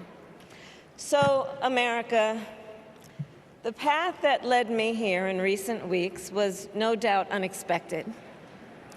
But I'm no stranger to unlikely journeys. So, my mother, our mother, Kamala Harris, had one of her own.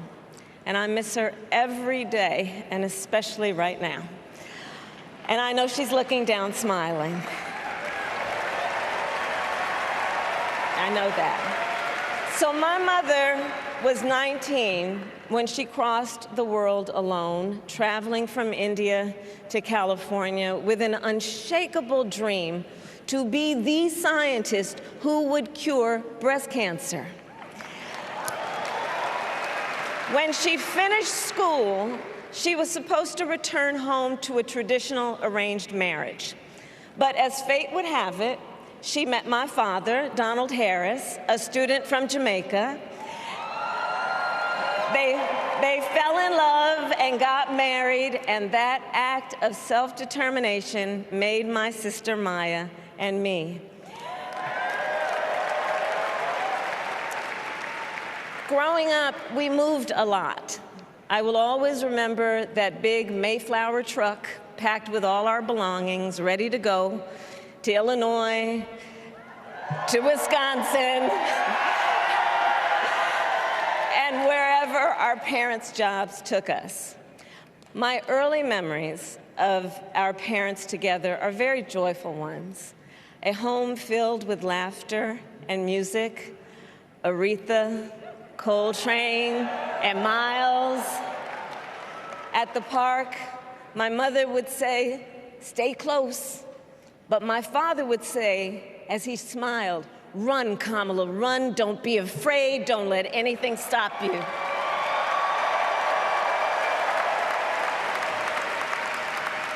From my earliest years, he taught me to be fearless. But the harmony between my parents did not last. When I was in elementary school, they split up. And it was mostly my mother who raised us. Before she could finally afford to buy a home, she rented a small apartment in the East Bay. In the Bay, you either live in the hills or the flatlands. We lived in the flats. A beautiful working-class neighborhood of firefighters, nurses, and construction workers,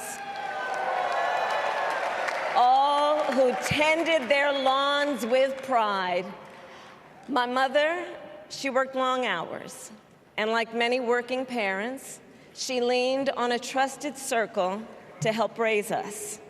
Mrs. Shelton, who ran the daycare below us and became a second mother. Uncle Sherman, Aunt Mary, Uncle Freddie, Auntie Chris. None of them family by blood, and all of them family by love.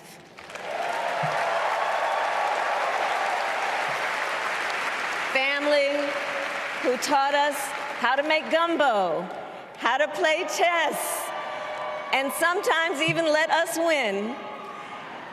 Family who loved us, believed in us, and told us we could be anything and do anything.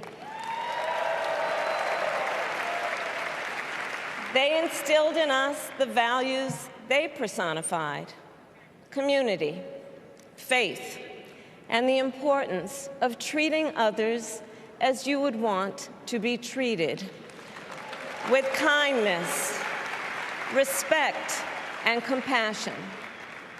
My mother was a brilliant, 5-foot-tall, brown woman with an accent. And as the eldest child, I saw how the world would sometimes treat her. But my mother never lost her cool. She was tough, courageous, a trailblazer in the fight for women's health, and she taught Maya and me a lesson that Michelle mentioned the other night. She taught us to never complain about injustice, but do something about it. Do something about it. That was my mother. And she taught us, and she also taught us, and never do anything half-assed. And that is a direct quote. A direct quote. I grew up immersed in the ideals of the civil rights movement. My parents had met at a civil rights gathering, and they made sure that we learned about civil rights leaders, including the lawyers like Thurgood Marshall and Constance Baker Motley, those who battled in the courtroom to make real the promise of America. So at a young age, I decided I wanted to do that work. I wanted to be a lawyer. And when it came time to choose the type of law I would pursue, I reflected on a pivotal moment in my life. You see, when I was in high school, I started to notice something about my best friend, Wanda. She was sad at school, and there were times she didn't want to go home. So one day I asked if everything was all right, and she confided in me that she was being sexually abused by her stepfather. And I immediately told her she had to come stay with us, and she did.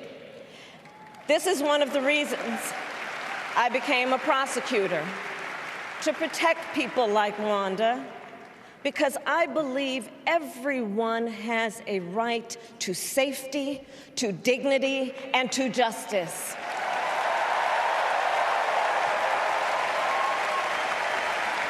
As a prosecutor, when I had a case, I charged it not in the name of the victim, but in the name of the people. For a simple reason. In our system of justice, a harm against any one of us is a harm against all of us.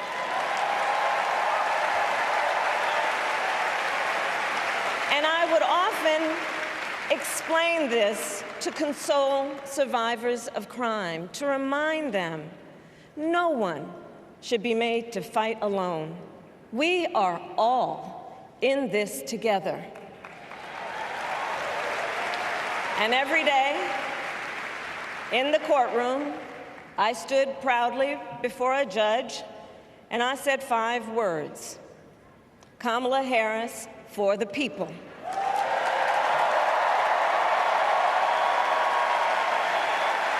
And to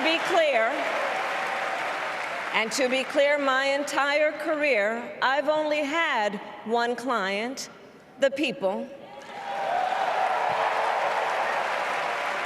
And so, on behalf of the people, on behalf of every American, regardless of party, race, gender, or the language your grandmother speaks, on behalf of my mother and everyone who has ever set out on their own unlikely journey, on behalf of Americans like the people I grew up with, people who work hard, chase their dreams, and look out for one another, on behalf of everyone whose story could only be written in the greatest nation on earth, I accept your nomination to be President of the United States of America.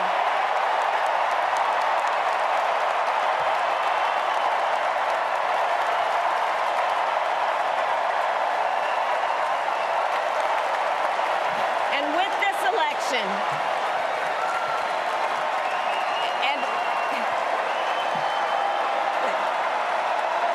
and with this election,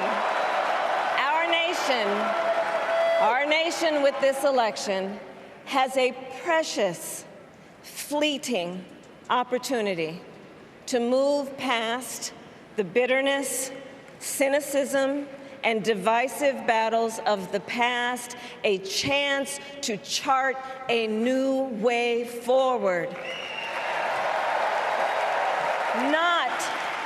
Not as members of any one party or faction, but as Americans. And let me say, I know there are people of various political views watching tonight, and I want you to know, I promise to be a president for all Americans. You can always trust me to put country above party and self, to hold sacred America's fundamental principles, from the rule of law to free and fair elections, to the peaceful transfer of power.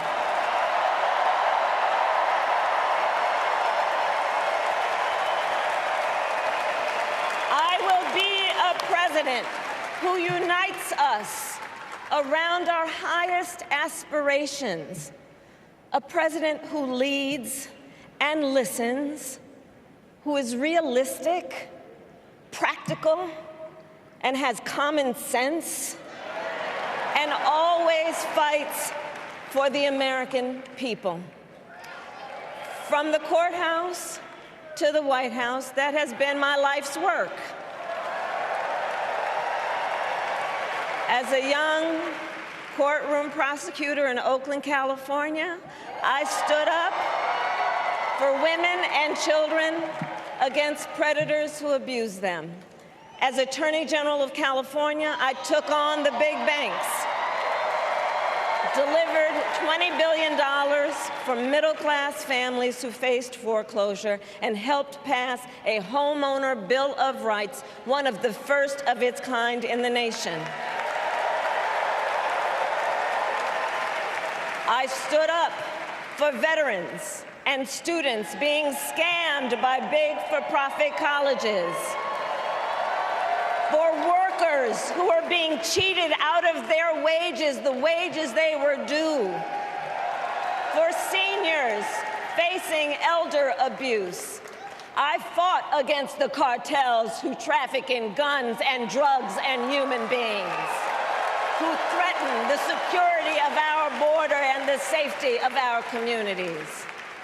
And I will tell you, these fights were not easy, and neither were the elections that put me in those offices. We were underestimated at practically every turn, but we never gave up, because the future is always worth fighting for.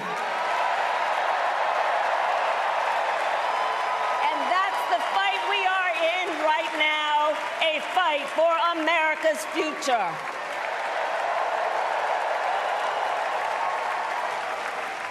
Fellow Americans, this election is not only the most important of our lives, it is one of the most important in the life of our nation.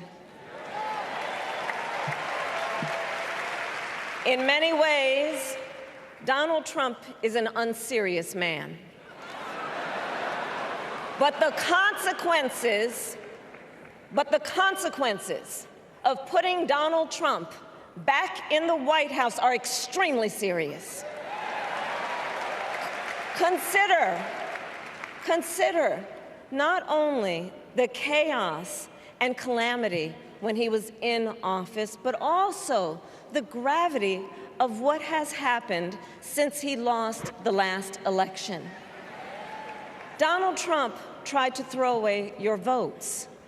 When he failed, he sent an armed mob to the United States Capitol, where they assaulted law enforcement officers.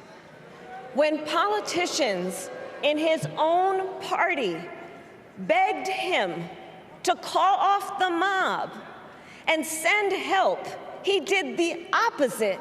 He fanned the flames.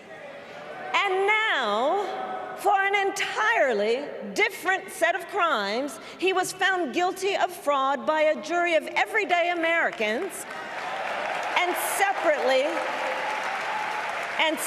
found liable for committing sexual abuse. And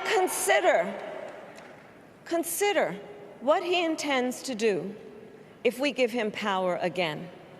Consider his explicit intent to set free violent extremists who assaulted those law enforcement officers at the Capitol.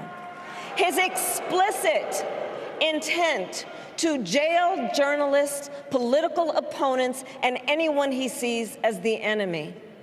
His explicit intent to deploy our active duty military against our own citizens. Consider the power he will have, especially after the United States Supreme Court just ruled that he would be immune from criminal prosecution. Just imagine Donald Trump with no guardrails, and how he would use the immense powers of the presidency of the United States, not to improve your life, not to strengthen our national security, but to serve the only client he has ever had, himself.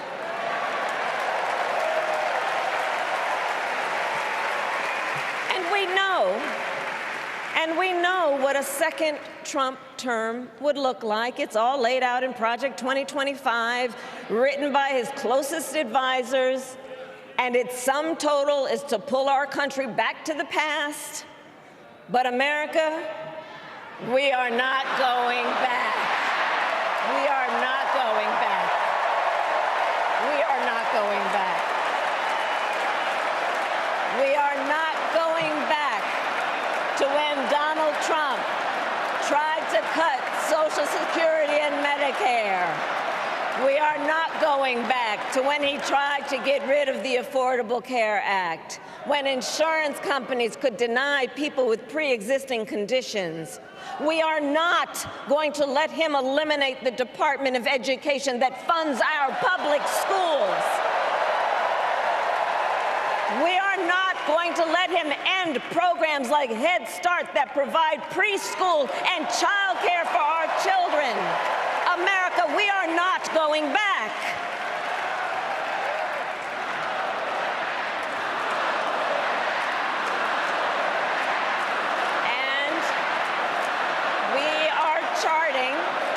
And we are charting a new way forward.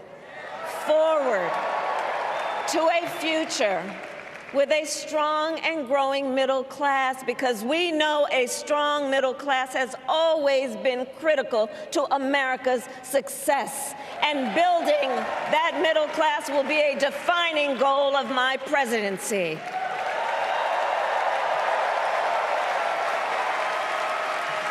And I'll tell you, this is personal for me. The middle class is where I come from. My mother kept a strict budget. We lived within our means, yet we wanted for little. And she expected us to make the most of the opportunities that were available to us and to be grateful for them. Because, as she taught us, opportunity is not available to everyone. That's why we will create what I call an opportunity economy where everyone has the chance to compete and a chance to succeed. Whether you live in a rural area, small town, or big city.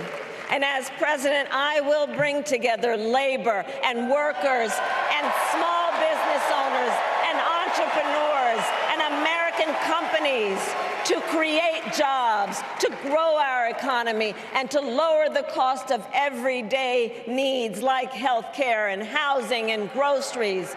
We will provide access to capital for small business owners and entrepreneurs and founders. And we will end America's housing shortage and protect Social Security and Medicare. Now compare that to Donald Trump, because I think everyone here knows he doesn't actually fight for the middle class. He doesn't actually fight for the middle class. Instead, he fights for himself and his billionaire friends. And he will give them another round of tax breaks that will add up to $5 trillion to the national debt. And all the while, he intends to enact what in effect is a national sales tax, call it a Trump tax, that would raise prices on middle-class families by almost $4,000 a year. Well, instead of a Trump tax hike, we will pass a middle-class tax cut that will benefit more than 100 million Americans.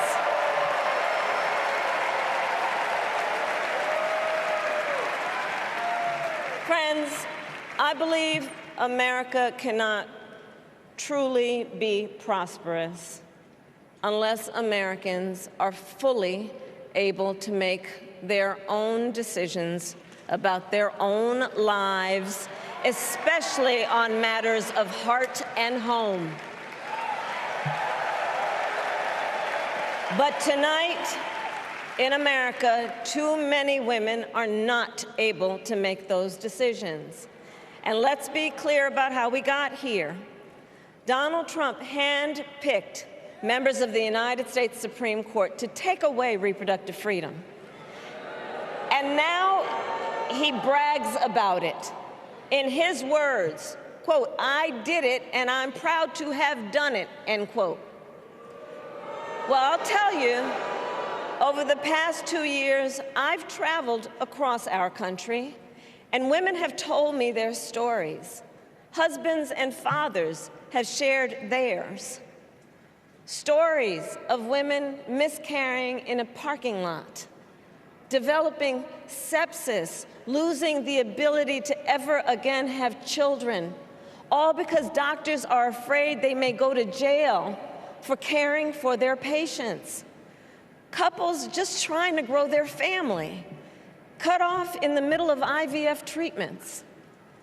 Children who have survived sexual assault, potentially being forced to carry a pregnancy to term. This is what's happening in our country because of Donald Trump. And understand, he is not done. As a part of his agenda, he and his allies would limit access to birth control, ban medication abortion, and enact a nationwide abortion ban with or without Congress. And get this, he plans to create a national anti-abortion coordinator and force states to report on women's miscarriages and abortions. Simply put, they are out of their minds.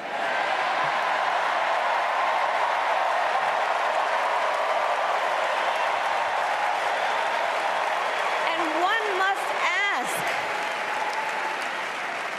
must ask, why exactly is it that they don't trust women? Well, we trust women. We trust women. And when Congress passes a bill to restore reproductive freedom, as President of the United States, I will proudly sign it into law.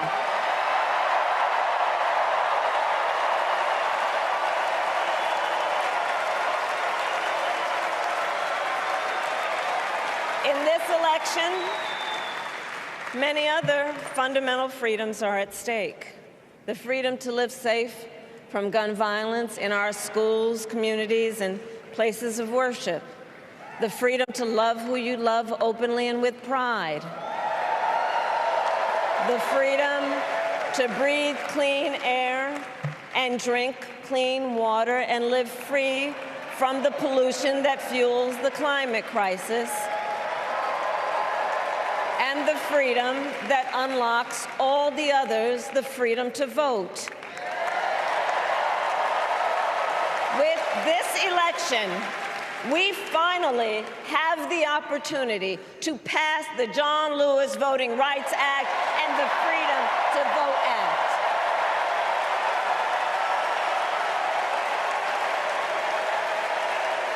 And let me be clear, after decades in law enforcement, I know the importance of safety and security, especially at our border. Last year, Joe and I brought together Democrats and conservative Republicans to write the strongest border bill in decades. The Border Patrol endorsed it. But Donald Trump believes a border deal would hurt his campaign. So he ordered his allies in Congress to kill the deal. Well, I refuse to play politics with our security, and here is my pledge to you. As president, I will bring back the bipartisan border security bill that he killed, and I will sign it into law. I know we can live up to our proud heritage as a nation of immigrants and reform our broken immigration system. We can create an earned pathway to citizenship and secure our border.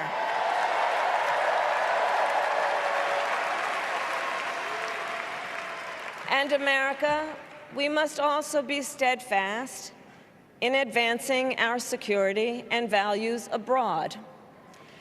As Vice President, I have confronted threats to our security, negotiated with foreign leaders, strengthened our alliances, and engaged with our brave troops overseas. As Commander-in-Chief, I will ensure America always has the strongest, most lethal fighting force in the world, and I will fulfill our sacred obligation to care for our troops and their families, and I will always honor and never disparage their service and their sacrifice.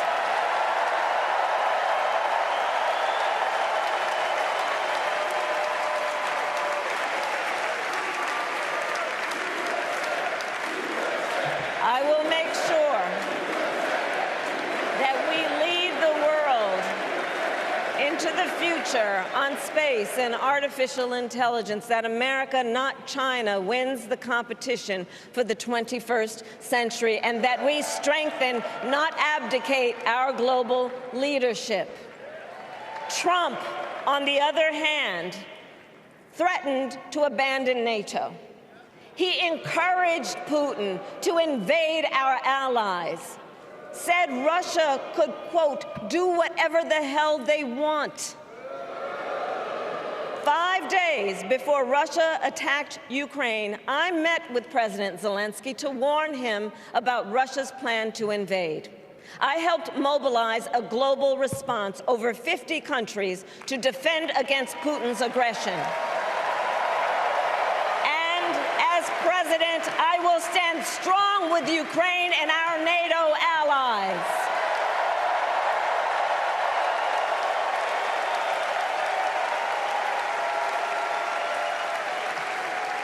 With respect to the war in Gaza, President Biden and I are working around the clock, because now is the time to get a hostage deal and a ceasefire deal done.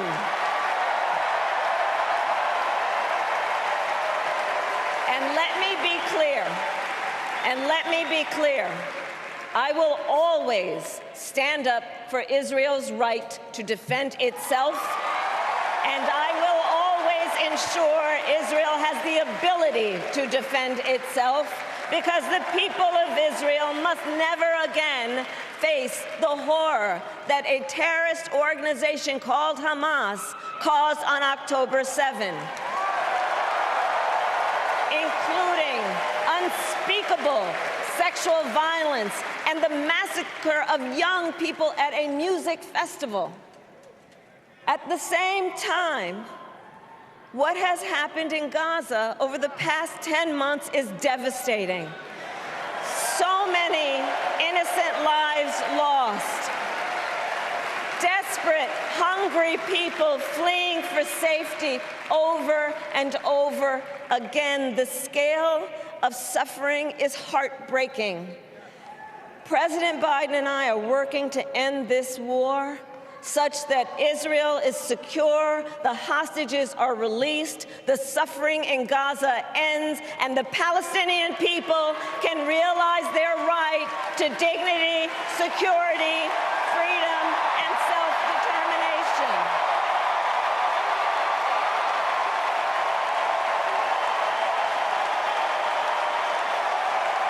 And know this, I will never hesitate to take whatever action is necessary to defend our forces and our interests against Iran and Iran-backed terrorists. I will not cozy up to tyrants and dictators like Kim Jong-un, who are rooting for Trump,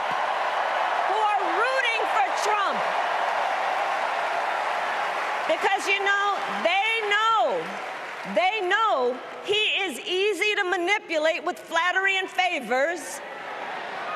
They know Trump won't hold autocrats accountable because he wants to be an autocrat himself. And as president, I will never waver in defense of America's security and ideals, because in the enduring struggle between democracy and tyranny, I know where I stand and I know where the United States belongs.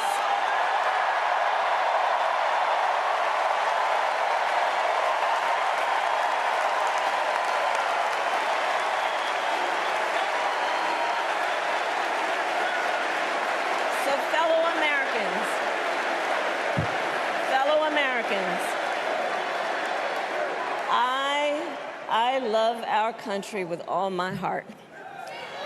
Everywhere I go, in everyone I meet, I see a nation that is ready to move forward, ready for the next step in the incredible journey that is America. I see an America where we hold fast to the fearless belief that built our nation and inspired the world, that here, in this country, anything is possible, that nothing is out of reach. An America where we care for one another, look out for one another, and recognize that we have so much more in common than what separates us. That none of us has to fail for all of us to succeed. And that in unity there is strength. You know, our opponents in this race are out there every day denigrating America, talking about how terrible everything is. Well, my mother had another lesson she used to teach. Never let anyone tell you who you are. You show them who you are.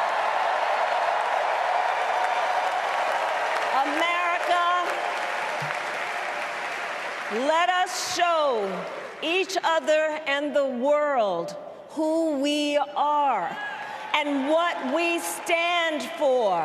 Freedom, opportunity, compassion, dignity, fairness, and endless possibilities.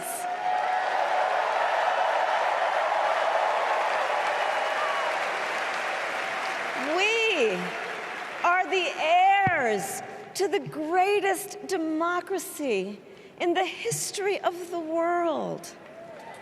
And on behalf of our children and our grandchildren and all those who sacrificed so dearly for our freedom and liberty, we must be worthy of this moment. It is now our turn to do what generations before us have done, guided by optimism and faith, to fight for this country we love, to fight for the ideals we cherish, and to uphold the awesome responsibility that comes with the greatest privilege on earth, the privilege and pride of being an American.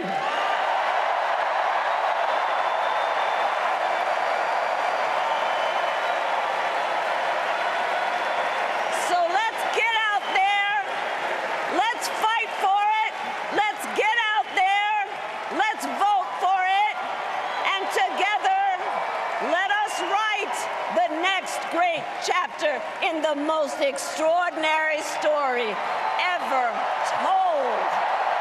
Thank you. God bless you, and may God bless the United States of America. Thank you all.